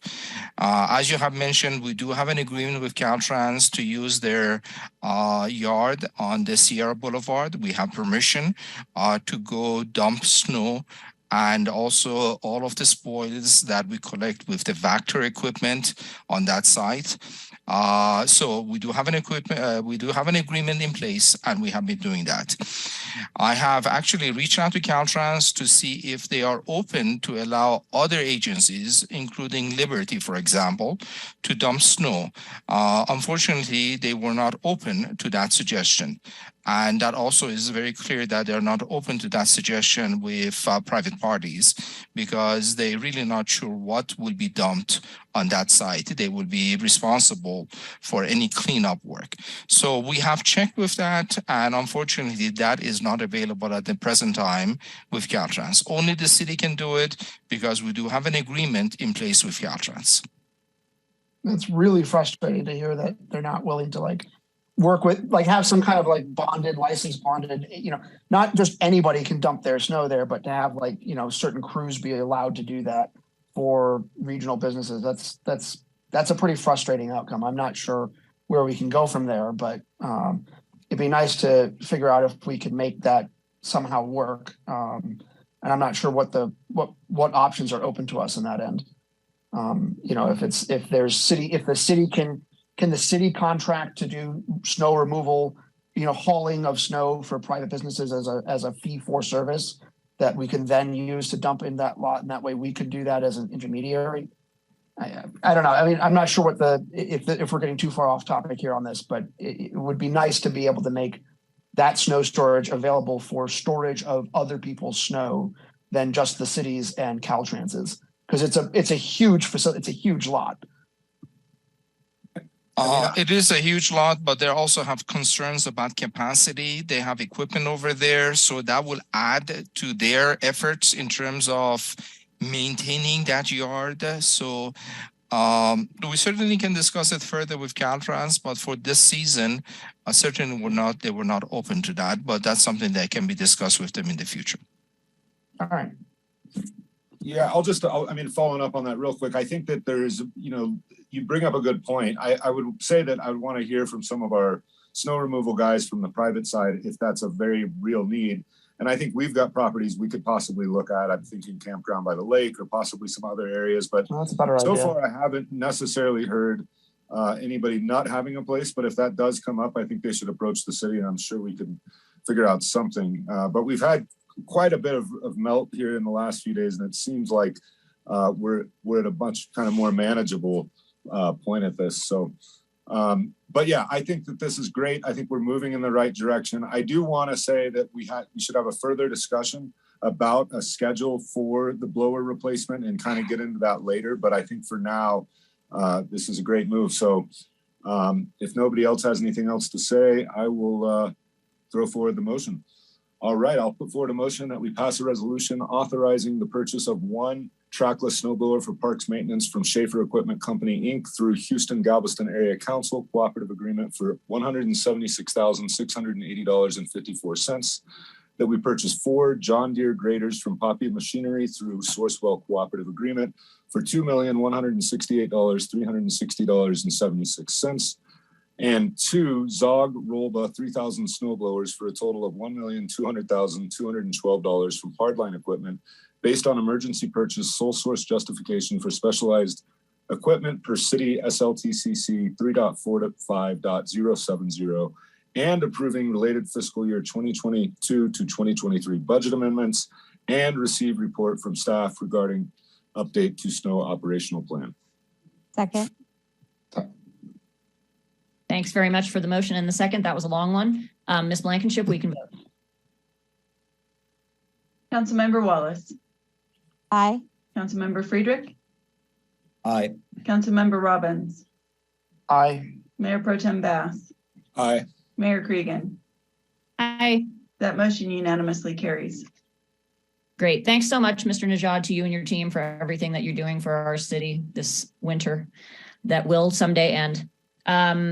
Okay, moving along now to number 30, which is the ratification of the Amendment 1 to concessionaire agreement with On-Course Events for Live at Lakeview Summer Concert Series. And I have to recuse myself for this one. So Mayor Pro Tem Bass will be chairing this. And can somebody text me? I'm going to turn off my camera and my microphone and leave the room. So can somebody text me to come back? I can do that, Mayor Cregan. And also, can you just briefly state the reason for your recusal? Yes, an interest in real property in the area. Thanks. All right, moving forward to item number 30, and I believe this will be Lauren Tomaselli. Good afternoon, council members. Lauren Tomaselli, Director of Parks and Recreation. I'm pleased today to present to you a consideration of ratification of Amendment 1 to the concessionaire agreement with On-Course Events for Live at Lakeview Summer Concert Series. The background on this item dates back to 2012 when the city desired to host signature events that offer free and unique community gathering opportunities. Following the success of the 2012 concert series, the city council authorized the release of a request for proposal for signature events at Lakeview Commons. Rob Justina, owner of On-Course Events, was the only bidder and was awarded a 2-year agreement at that time. Since that initial 2-year agreement, the city has gone back out to bid for 2 additional multi-year agreements to provide opportunities for other interested event promoters to submit proposals.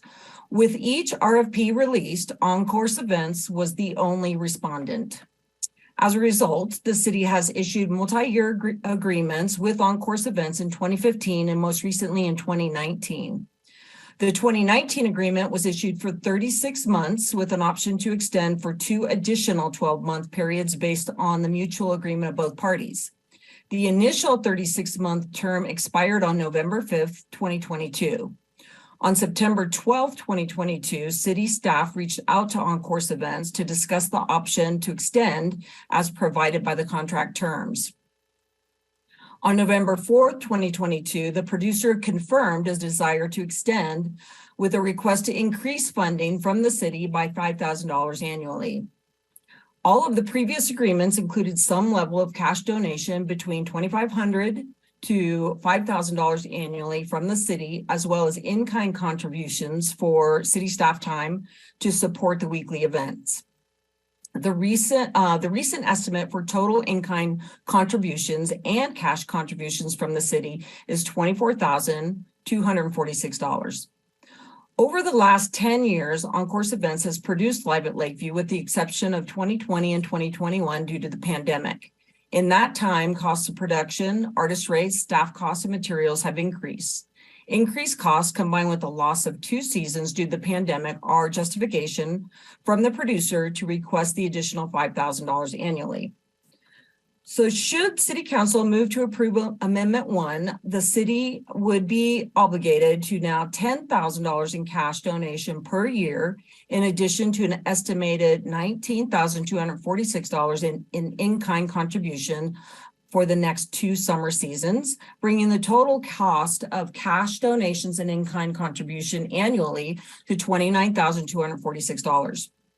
The additional 5,000 funds are available in recreation program to support the additional funding in 2023 and would be included in budget discussions for fiscal year 23-24 to cover the final year of the agreement. Finally, this item supports strategic priority number 3, community for all, by supporting events and live music venues to inspire community gathering and connection. I know Rob Justina is on the call today and may want to add some further comments. And that's the end of my report. Great, thank you, Ms. Tomaselli. Mr. Justina, if you'd like to make some comments, feel free to. We have Mr. Justina on the line. Go ahead. Hello, good afternoon, council, all city staff. Lauren, thank you for that great introduction and history lesson of Live at Lakeview. Again, 12 years ago when we created Live at Lakeview, it was our intention to support our local community with something that they had as their own. That's why we produce it on Thursday nights, hoping that our locals will come out and be able to enjoy, I guess, the fruits of our labor living here while we're inundated with tourists all summer long. So our general vibe was to create something that was for our community first. And then again, I think it fits the strategic plan of come and play and stay another day, as tourists did get to enjoy our concerts for the last 10 years.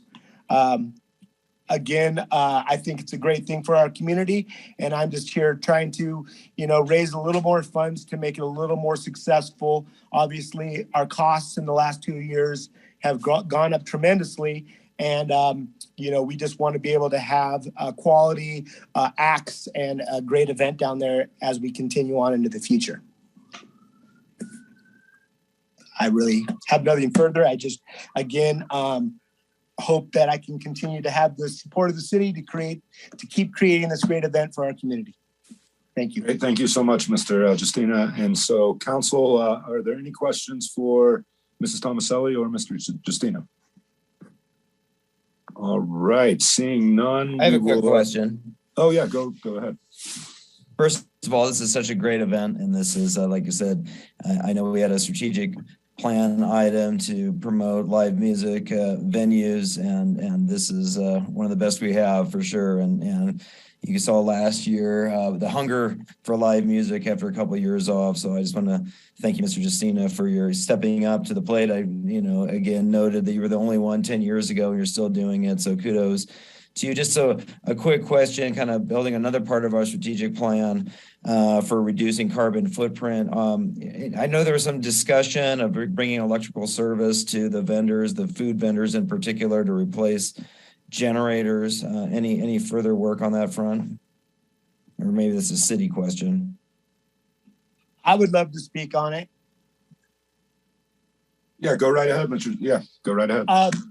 I have to give kudos to City Manager Irvin and City Council Member Bass for their efforts this summer in getting us increased power down to the beach, which now allows us to have better sound and bigger acts down there. It's been a struggle for us for 10 seasons because there is minimal power down there at the beach, and we've had many issues of the power going out. So kudos to their efforts in making that happen for us this year. And I do believe there is power being ran or has been ran to the top of Lakeview Commons so that we can now plug in our food trucks and reduce that generator and that carbon footprint.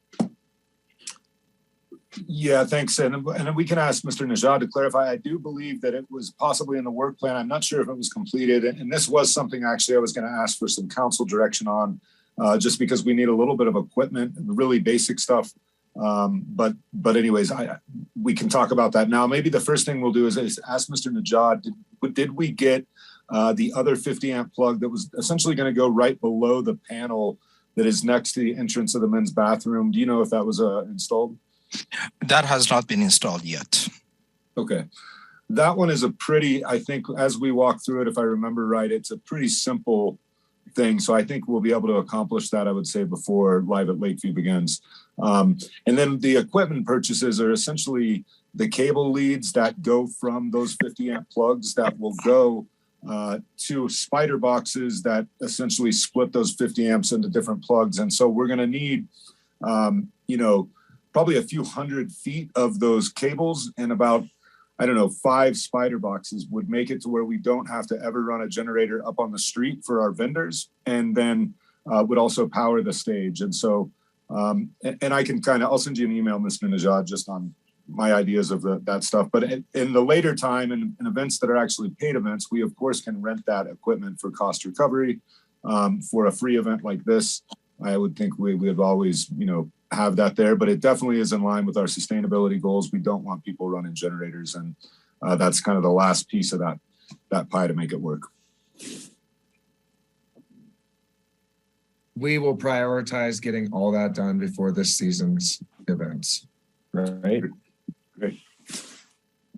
All right. Well, we're seeing no more, unless there's any other, Mr. Robbins, you're good.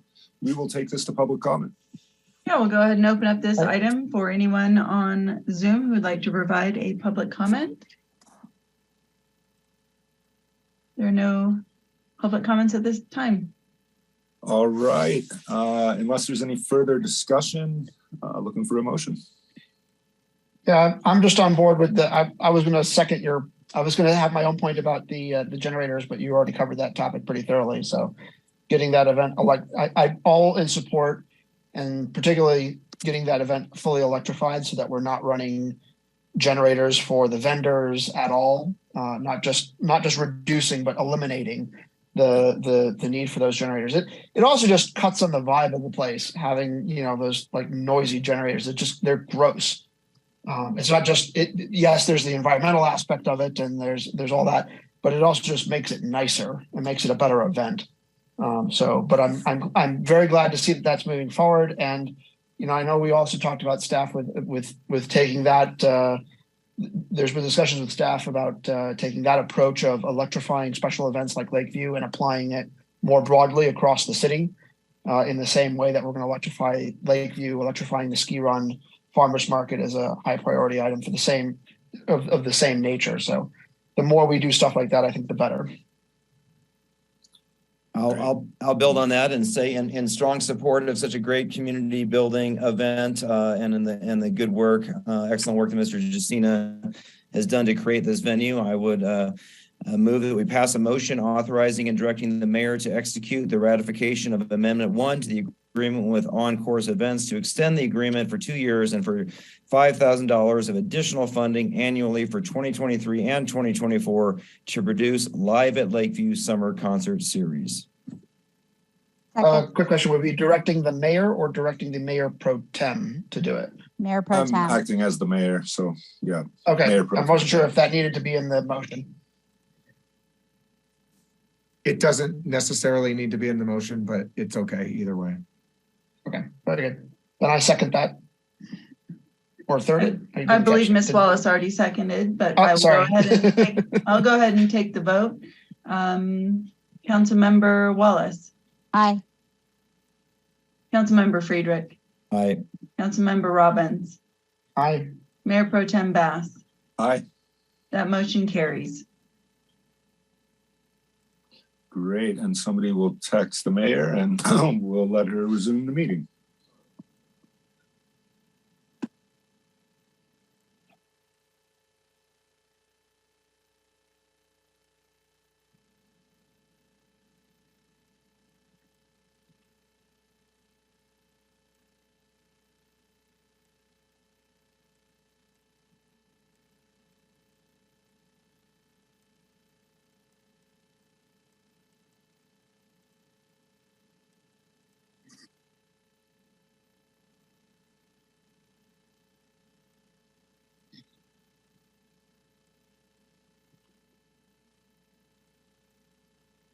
Hi, thank you.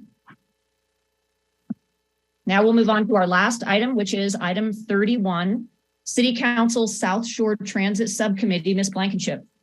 Yeah, thank you, Mayor and Council. At your February 14th meeting, Councilmember Bass, with a second from Councilmember Wallace, asked us to bring back a South Shore Transit Subcommittee for approval. We're asking you today to discuss whether one is needed, and if so, define the purpose of this subcommittee and to give a term, how long you believe this subcommittee should be in effect.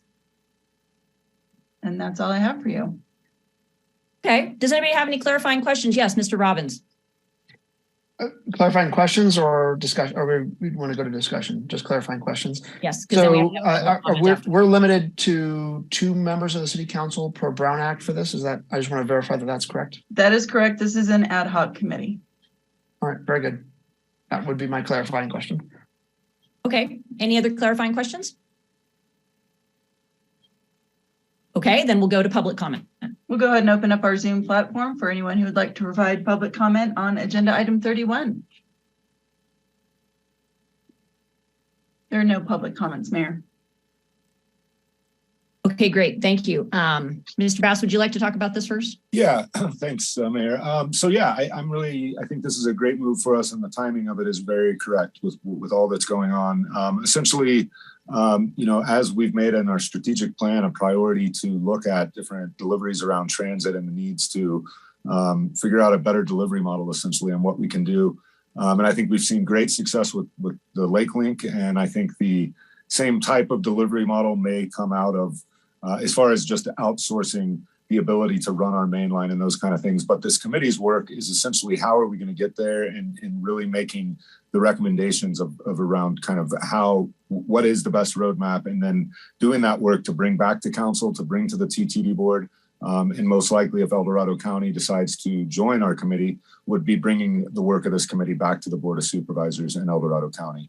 And so essentially, what I had proposed when I brought this up and we got the second was that we would create the board as an ad hoc with the 2 members of council, with a member from El Dorado County Board of Supervisors, which would be decided by the Board of Supervisors, a member from SSTMA, which is the Transit Management Association here on the South Shore, and we would also ask for Heavenly to be a member, as they're also a major component of transit operations and would, I believe, definitely want to be a part of this as well. So that would create essentially a 5-person commission, which leaves us at a good odd number, and I think allows us to, get this work done. As far as what I would propose as a timeline, I think maybe 2 years is the farthest, and I maybe need clarification on that we can go with an ad hoc. I don't know that we'll need 2 years of work.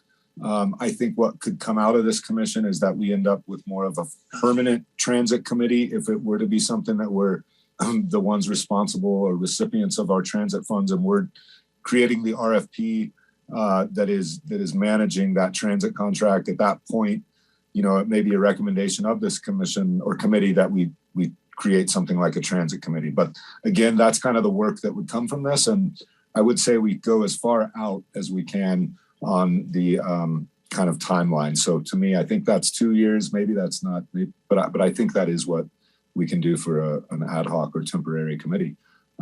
So that would be my comments, and I'll leave it there to see what everybody else has to say.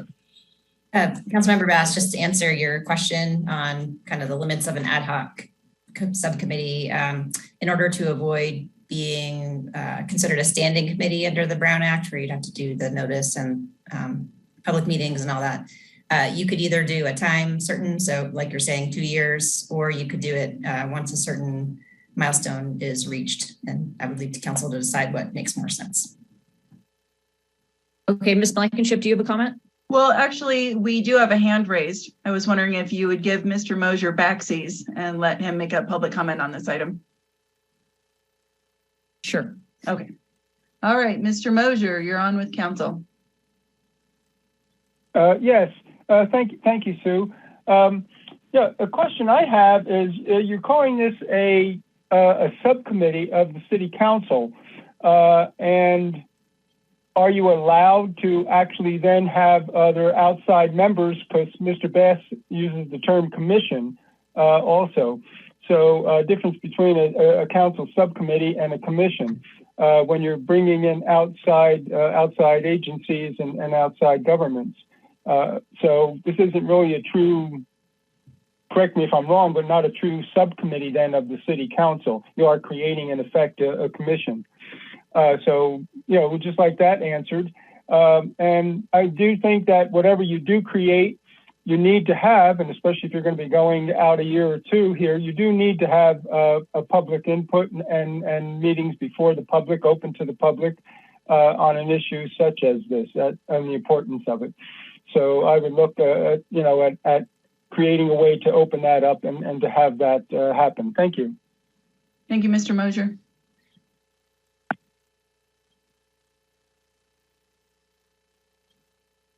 Ms. Stroud, would you like to speak to the question regarding the makeup of the subcommittee?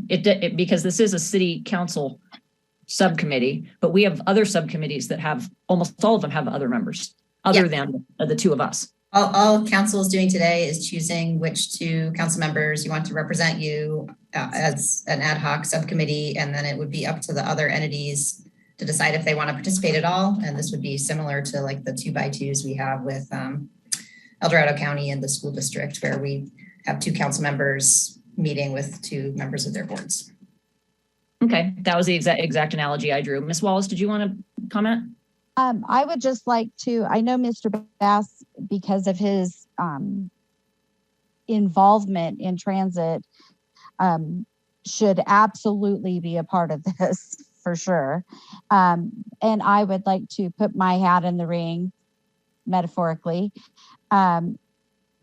as well. Mr. Bass and I already serve together on the county 2x2, and it just seems like a natural progression, because I believe that El Dorado County would naturally be a part of whatever decisions we make for South Shore Transit. And so I'm just throwing my hat in the ring. Okay, thank you. Mr. Robbins. Yeah, I'd like to also throw my hat in the ring because I think this is a critical issue for our service industry workforce. And the fact that we don't have functional bus service in a community in which we have an enormous amount of workers that are relatively low wage workers is a humongous problem. And that's something that that's been a significant amount of attention for me. So I'd like to be on this committee as well, on this subcommittee as well, for those reasons. Okay, thank you. Okay, so let's take one step back on the who will be on the committee. And I think that Mr. Bass really clearly defined the purpose of it. And then with regard to the term, what I understood is that maybe we should create a milestone. Once a milestone is reached, then then that will be the end of this. And maybe this, as Mr. Bass said, will morph into something else. But why don't we talk about that really briefly first, about which milestone will be the end of this subcommittee? I agree with you, Ms. Cregan. I think that the milestone, and I would defer to Mr. Bass, but my thoughts on that would be once we decide what we want South Shore Transit to look like, whether it's microtransit feeding into the main highway transit line, or whether microtransit just takes over transit. But that would be the milestone. When we have decided what transit on the South Shore looks like and who is the governing board of that, whether it's TTD, a JPA, or whatever that form looks like. That would be the milestone or the two milestones that I would say that this ad hoc committee would look to. Yeah, I think it's interesting because it's defining, defining the scope of work essentially for the ad hoc is kind of what I see as, because you're in a place of when I think of milestones, is that when we become the recipients, or if we don't and we've tried, there's those kind of things that are like the actual hardline milestones. And I think that, but then when we become the recipients, at that point is where I would think we maybe become a commission at that point, which is a full standing, committee or commission. But there is I agree with the mayor, like defining exactly what it is, that we're trying to do, which is a lot. There's kind of, and that's why I don't know that it's really hard to kind of pinpoint it as one milestone almost, is I guess what I'm saying, because it's that there's so many things like, and if we do become the recipients, well, then we've kind of now stepped into a new phase of work, which is, okay, how do we get this RFP put out?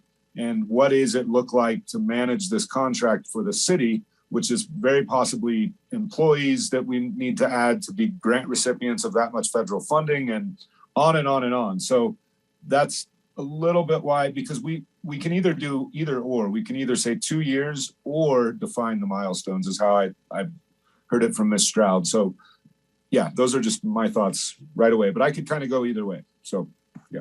I guess my question is, if we do 2 years, can we choose to do less if we get to a place where as the subcommittee, we're happy with our results and with our conclusions? If we set a 2-year time, and in 16 months we've come up with a set of actions and recommendations, and we feel like we've completed the mission of designing or assessing an improved transit system that will work or a path forward for transit in our community. I mean, we don't have to take up the 2 years, I presume. Correct. Yeah, the committee members could bring it back to council to dissolve it, or it could be done annually in every December when the appointments are made. I think that might be the most flexible. I think if we wanted to go with a milestone, it would probably want it to be something concrete, like having a proposal for what becoming the recipients of transit funding would be, and something that's ready to go from a legislative standpoint. This is, do these things, pass these actions, and establish this transit operation in this way. That would be a milestone. But I think we might get more flexibility out of doing it as a duration, with a duration, and then we can be done. If we get to a place where we want to be sooner than that, we're not committed to continue as an ad hoc for that length of time. We can then say, after a year and a half, we're ready to go with a new transit plan. And in order to do that, we need to dissolve and become a proper formal multi-agency commission. Then we can do that at that time. We don't have to delay for the end of some arbitrary term. Okay, those are really good points. Mr. Friedrich? Mr. Urban, did you have a clarifying comment? Your hand was up and now it's down. Nope, I'm okay right now. All right. So I guess, Mr. Bassett, this is your idea. You will be one of the two. I mean, in terms of the most important objectives, for example, bringing on our neighboring jurisdictions, El Dorado County, we haven't talked much about Douglas, but it's certainly also on the South Shore, and a role in Lake Link. I mean, what do you see are the most important next steps? And I guess we're thinking about the council composition on the subcommittee. I would have that in mind. So yeah, if that's for me, I mean, the next steps in my mind are that we form this commission and we really explore the possibilities of becoming the recipients of the funding. And a big part of that is bringing El Dorado County on board. You bring up Douglas County, and I think that if Douglas County showed the will to want to create this local commission, they would have voted for it at the TTD meeting when I tried to have this commission formed at TTD and was denied. And that's why, Supervisor Lane is actually who called and said that, let's just do this so we can get going on this. And I think what it does is it allows us to begin that conversation, because I feel very strongly that it needs to be in lockstep with El Dorado County. And what it really does in my mind, if we do kind of become the recipients as well as El Dorado County, and we manage, let's say, an RFP to provide the main line on Highway 50 at a certain frequency that's spelled out at the RFP within the hours that we're looking for. And yes, we got to become the recipients of those funds, and we got to manage those grants. And that's probably a couple full-time employees that need to be brought in the city. We probably need a consultant to help us really manage that contract. But then Douglas County, if they want to stay with TTD because they seem very happy with Carl's performance, they can then use the funding from Nevada, that is Nevada Transit Funds, and run service between Gardnerville and State Line, in Carson City and State Line, which is direly needed for the workforce that lives down the hill. And so And at the same time, it also helps the TTD become focused on being our regional transportation commission, which is the interface for us between the state DOTs, which right now, as many know, we have trillions in transportation infrastructure, and the focus of TTD should be how is Lake Tahoe garnering that money? And it really shouldn't be how are we going to provide this transit service here in the city? And frankly, we've had major issues with that. And so I think it's just a really right timing for us to form this committee, take on the work, and get to a better delivery model. But it's very critical that we do this with El Dorado County. And I think that this committee is the beginning of that work, and that's what it will take. And it will bring recommendations back for, of course, the council's approval, Board of Supervisors approval, as well as, to the TTD and TRPA ultimately. Mayor Cregan, if I may, thank you for all that clarifying input, council. Assistant City Manager Lindsay Baker's on. I'd like to ask her to give a brief update of some of the investigation she's been having as to how we would answer service delivery planning efforts and developing models in her conversations with VIA, who helped design the city's plan. Can you give a brief update, Lindsay? Because ultimately, there are check-in points. We are going to need to see what is our desired state of service delivery cost, and then have that conversation with council and all the stakeholders, and then see what funding is available and can we pay for what we want. Can you add to that, Lindsay, and share what you've learned so far with VIA? Sure. Yes, Mayor and council members, we have been in conversations with VIA as a follow-up to the report that they provided to the full council recently on the state of transit in the South Shore and the recommendations for future service implementation and the types of entities that could efficiently and effectively run the transit system in its various forms. So what we have asked VIA for is essentially a proposal, quick quote on what some additional work would be to kind of expand on that on the report that they've done, to dial in the cost associated with the city specifically running a fixed route transit along US 50, as well as that expanded microtransit service throughout the city limits. So we can really get a very clear picture on what that would look like and what kind of funding resources we need to start looking at seriously so that the city council and potentially the subcommittee can make an informed decision on a path forward. So that's where we are now. I should probably have an agreement finalized, kind of a letter of understanding with VIA here, probably in the next few days, to be able to get them to do that work. And then we can bring the results of that work forward to the city council. If I may also ask one question, I believe, Ms. Baker, you had them include in a scope what the analysis for county South Shore service could look like as well, correct? Yeah, I mean, I think we have, do you mean the involvement of El Dorado County or? Yes, South El Dorado County, what that service delivery would look like in unincorporated El Dorado County. Yeah, so in the initial report that they provided us, they actually did address that. So we kind of have a good idea of what service to the Myers area would be and what would take to get it there. And so we have that framework.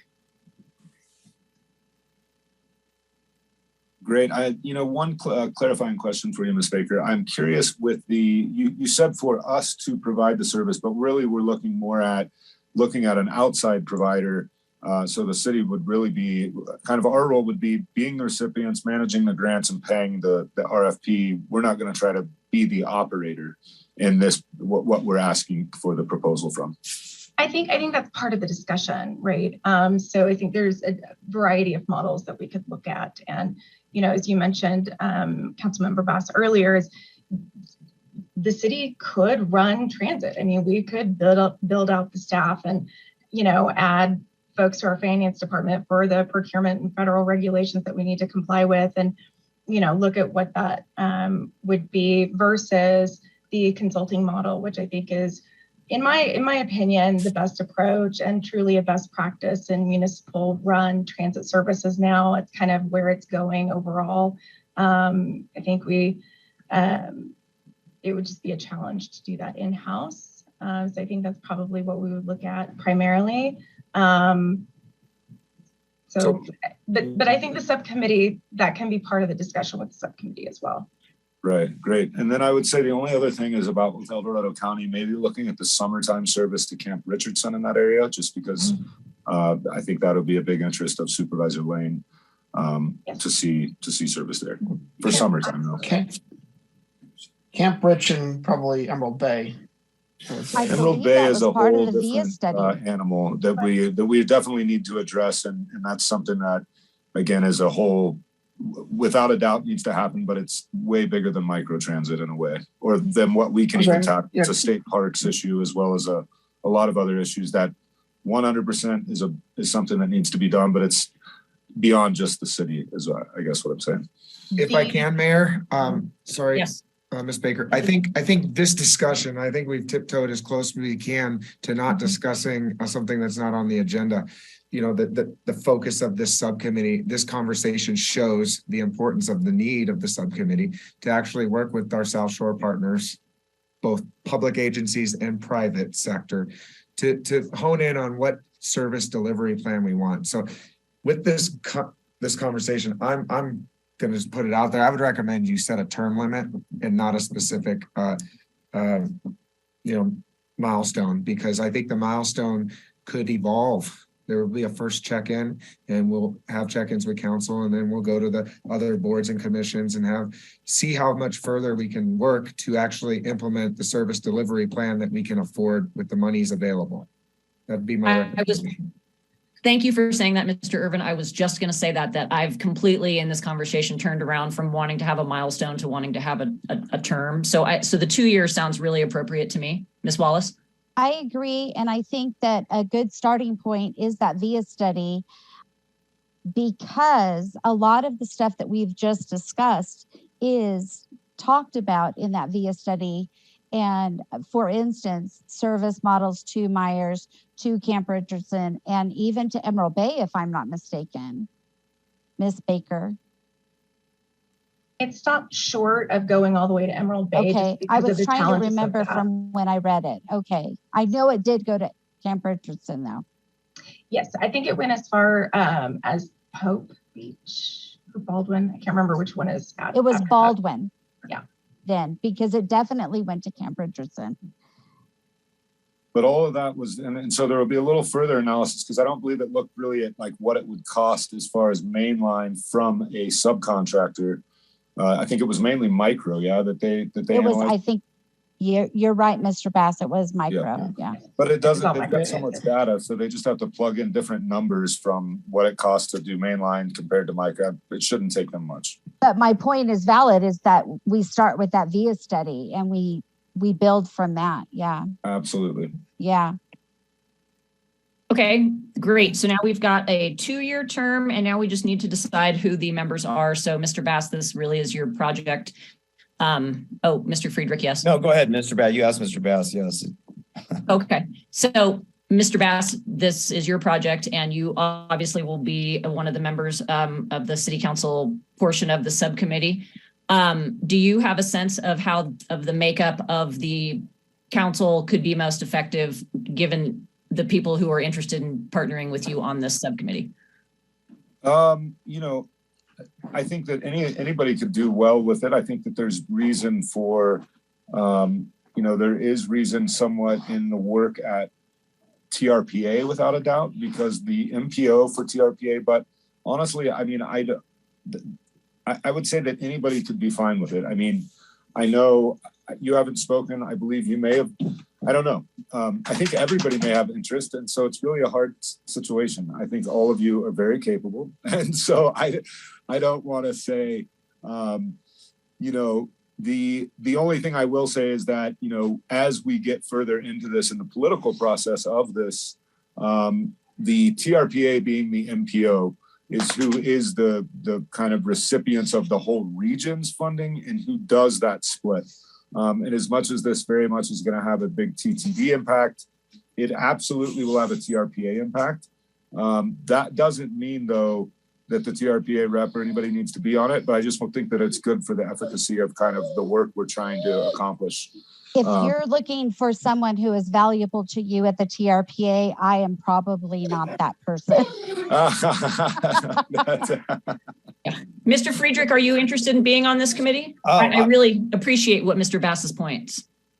Well, I think we have two other interested members per our previous discussion, on TRPA in the MPO capacity. I would look to bring forward the recommendations and represent that on the MPO. So I don't have to be a part of the subcommittee to come up with the recommendations as much as make sure that I'm forcefully advocating for the recommendations and the forum. So I would defer to the others. And, as much as these are always hard decisions and you want to just say, yeah, whoever wants to step up and put their energy there to say, yes, we can't have everyone do it.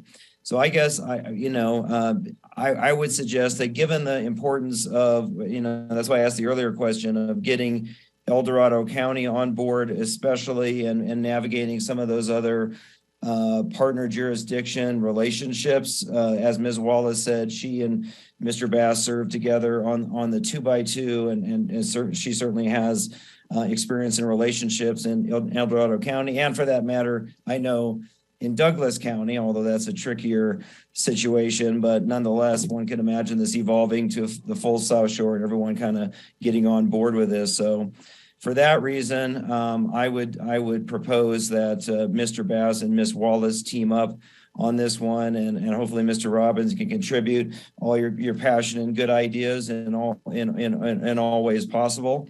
But I guess I would just to get this, just to move the conversation forward, suggest that make a motion that this subcommittee be the members from council be Mr. Bass and Ms. Wallace for our City Council South Shore Transit Subcommittee.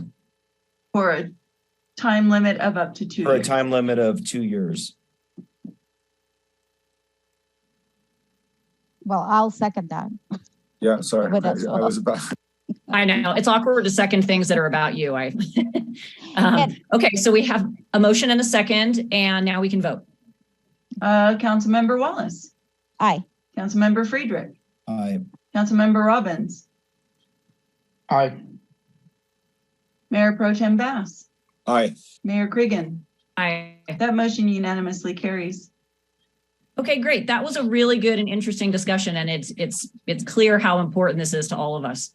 Okay, let's move on now to item number 32, our agenda planning calendar. Mr. Irvin. Yes, Madam Mayor. The only thing I'd like to emphasize is the next meeting is 5:30 p.m. start at the March 28th. There will be some items that will be shifted on this as some have been pushed out from today's meeting. And so that's really where I want to leave it. The big note, which is probably an item that is of interest to council, is the annexation study.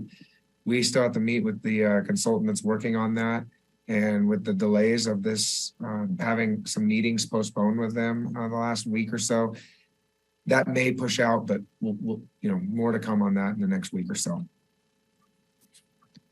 Okay, thank you. Mr. Robbins? Yeah, with the snow situation causing a lot of structural issues with regards to the roofs of local houses, many of which are quite old and were built quite a long time ago. I'm wondering if there's any room for the emergency operations that are going on now to provide subsidies, particularly for the elderly in our community, to provide for snow removal from roofs of private residences. This is a pretty serious problem. I know a lot of the constituents in town are pretty concerned about the ability of their roofs to carry the snow load. And without, there's been a lot of difficulty of getting snow removal operators to come in and do that on a contract basis. So if there's any ability for the city to provide subsidy or help or financial help to particular elderlies and elderly residents, I'd like to know if there's some capacity there for us to act. and if that would be something we could bring back in the near term. Ms. Stroud, did you want to say something? Yeah, Councilmember Robbins answered my question. I was asking if he was going to suggest to bring something back, and then he did, because this is not on the agenda today. I support that. I would just like to make a quick comment. I know that El Dorado County Sheriff's Office sent out an emergency text several days ago that said if seniors or people who are incapable of paying for roof snow removal, they can contact El Dorado County Sheriff's Office and get help with that. So it may already be taken care of. Yeah, I believe the California Conservancy is also, they've had crews out, and even I think some of our fire crews and different fire crews from around the state have been helping, but having it come back for a discussion, fine. I think it gets a little sticky because I don't know that we have enough people to get all of that done. So how you choose who's getting help and who's not. I'm sorry, I have to interrupt since this is not on the agenda. Now we're kind of getting into a discussion on it. Okay. So perhaps the city manager can include some information in his report at the end of the meeting. And if two council members want an item to come back, we can do that. What I would like to recommend is Ms. Baker and Chief Drennan help me at the end to give that update. And if it's still needed, then council will give that direction. Thank you. Okay, thank you. That sounds perfect. Okay, so agenda planning calendar, thanks very much. Now we'll move to updates and announcements. Ms. Stroud. None from me, thank you. Thank you. Ms. Blankenship. No updates from the City Clerk's Department, Mayor. Okay, thank you. Mr. Irvin, you're back up. Yep, I just have 3 updates really quick. It's wet out there, so stay safe. If you're clearing roofs, it gets slick, so stay safe while doing that. And we're just want council to know we're in constant communication with the El Dorado County EOC and regarding the berms in the middle of US 50 and 89. This is something that we need to work on with Caltrans and get more resources. When we talked with them, we learned that they have 6 blowers for their entire area in our district. And it's my understanding that many of those are down as well. We're not the only ones with that old aging equipment issue. So that's a priority we're working on through the EOC, and I just wanted to give you that update. That's all I have. Okay. Thank you. Are you not right now going to do what Ms. Stroud suggested and do the update of roofs and stuff? You're right. Yep, okay. Sorry, we should do that. So if Chief Drennan, can you come on and give an update as to what operationally what's happening with roofs and those that are, yes, you understood the request. Thank you. Thank you. Good morning or good afternoon, Council. How are you? It's been a busy week for us, as I'm sure you're well aware. At the moment, I'm wearing 3 hats as the fire chief. I'm also the operations section chief for the EOC, and I'm also in Unified Command Willow Valley and CAL FIRE for the incident management team that's running all of this. As far as the question about roofs goes, the priority has absolutely been focused on critical infrastructure, meaning the roof over dispatch, the roof over PD, fire stations, places like Rayleigh's, and where our food and utilities as well. We've been prioritizing that and working through that. The resources we have at hand are 6 different hand crews. Each hand crew has upwards of 20 people. We also have the full weight of the incident management team, the county EOC, and then city's EOC. The city's EOC, just to be clear, is in a support role for the incident management team.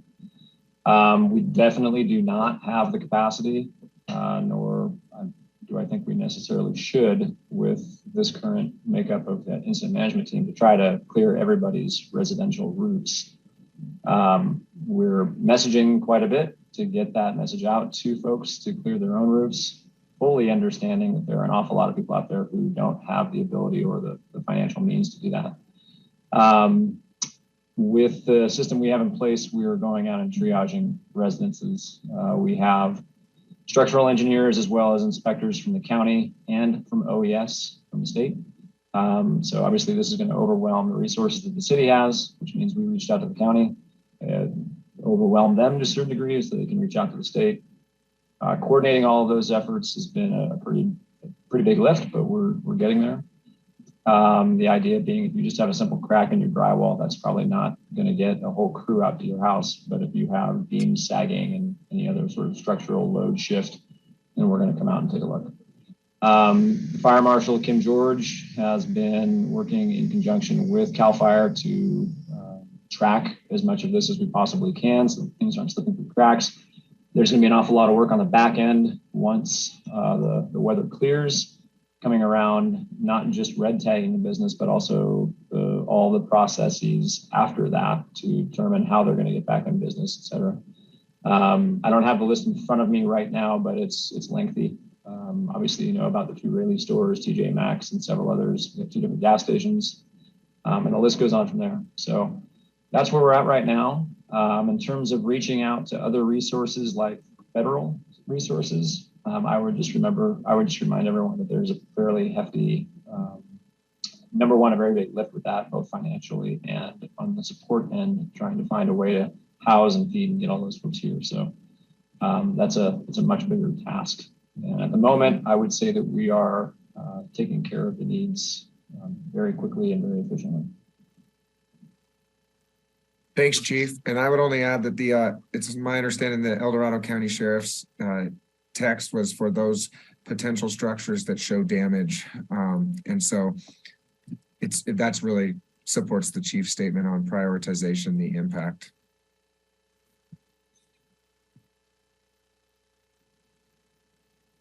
That's what we have right now. And I guess it opens up. Does council want more later? And what does that look like, I guess? Yeah, I guess my question was not about having city staff, was about whether or not we could discuss having city staff clear roofs, but whether or not there's capacity through the current emergency operations to provide subsidy for homeowners to get private clearing from third parties. That was the question, not about having our fire department clear the roofs of individual houses. I'm wondering if the current EOC operations is capable of providing support for third parties.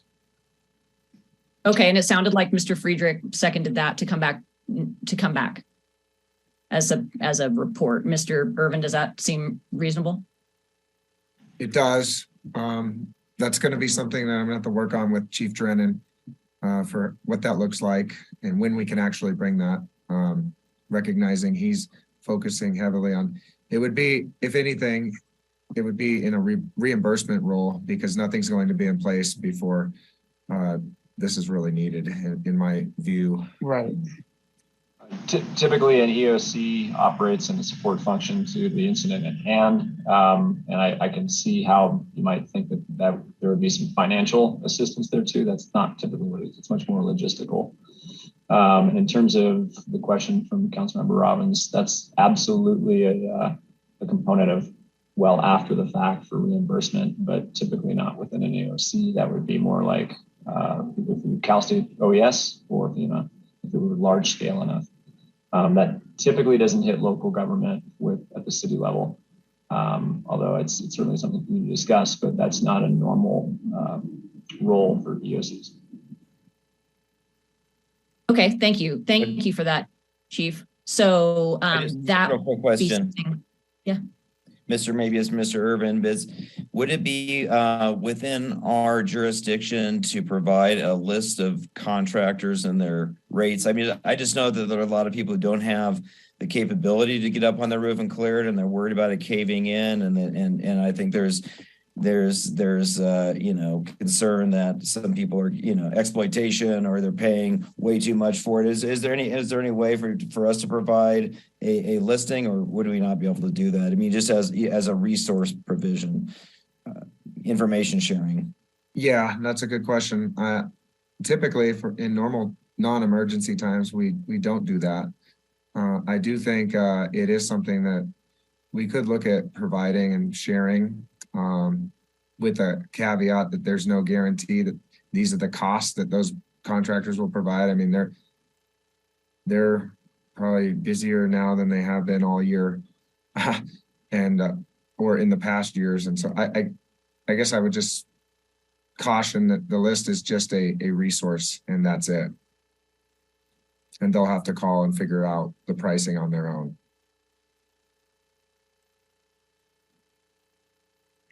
I think that's a reasonable approach. I know that we all want to do as much as we can for our community, but that's a reasonable thing. So we can work within our EOC to, develop that list and look at sharing that on resources that the city shares. Yeah. That would be fine. I know that that seems pretty minimal, pretty de minimis. Well, I mean, that's not the only thing. I'm just saying that's one thing in short term, right? I mean, in addition to looking at, helping to subsidize it through state or our own funds, the cost of that. I'm not saying the list in lieu of that. So I'm sorry, but we've been talking about this issue for a long time now that is not on the agenda, and you're making your city attorney squirm. So I'm gonna say, the city manager has indicated what his plans are to look into that, and we'll bring back an item. Thank you. Okay, thank you, Ms. Stroud. Let's move on to council member reports and comments regarding your assignments to boards, committees, and commissions. Ms. Wallace. I have nothing. Thank you. Thank you, staff, for all that you're doing. That's all I have. Thank you. Mr. Friedrich? Yeah, just echoing gratitude for everyone out on the front lines of dealing with these atmospheric rivers in our community, and also private citizens for helping each other out and sharing resources. So kudos to all. And again, we're able to take some action because Measure S dollars at work. So another plug for that. I just say on TRPA, I want to thank Mr. Bass for filling in for the last meeting while I was out of town on a family matter. And I'll just say on his behalf that on the Forest Health Committee, there was a vote to support moving forward with the biomass energy pilot project at South Tahoe Refuse that I've been quite involved with over the last year, and that was unanimously supported, and is now that application process is moving forward. So there hopefully will be more to share on that renewable energy project down the road. Thank you. Mr. Robbins? Nothing particular to report. I've been on travel for the last couple of weeks, so I'll have more to talk about after the meeting on the 28th. Okay, sounds good. Mr. Bass? Yeah, I've had a few meetings. We had, as Mr. Friedrich just pointed to, the TRPA meeting, which was great. The Forest Health thing went through. We kind of did a workshop that was very interesting, and yeah, it was a good meeting. We also did LTVA last Friday. Thankful very much for Miss Baker. She did a great job last week, and she was able to reach out to our director, Carol Chaplin. And the whole board of LTVA actually voted unanimously to change the messaging around bringing people to Tahoe last weekend to really take caution and follow the messaging from the city as well as the county and other agencies. And so hats off to Ms. Baker for making that call and making that happen. And yeah, other than that, there was one thing that I would like to see. This should have probably been in the agenda planning calendar, but a second. We learned when we were in Marysville, actually, that years and years ago, we switched to asphalt completely on Highway 50 instead of using actually concrete and what could be a much more resilient surface for Highway 50. And that was done in those days because of business access and from what we were told, really a directive of council to not want to interrupt the flow of business along Highway 50, but I think it would be great to talk about that as the whole council and decide whether or not it would be worth us to have a real concrete surface that would actually not have to be redone every 3 years, but probably last more like 10, because Caltrans, I believe, would make that shift. At least it sounded like it, if we were to support it and say, yes, this is something that we now support. So if there's a second to have that brought back, to have a discussion, that'd be great. Also second that. Great, thank you.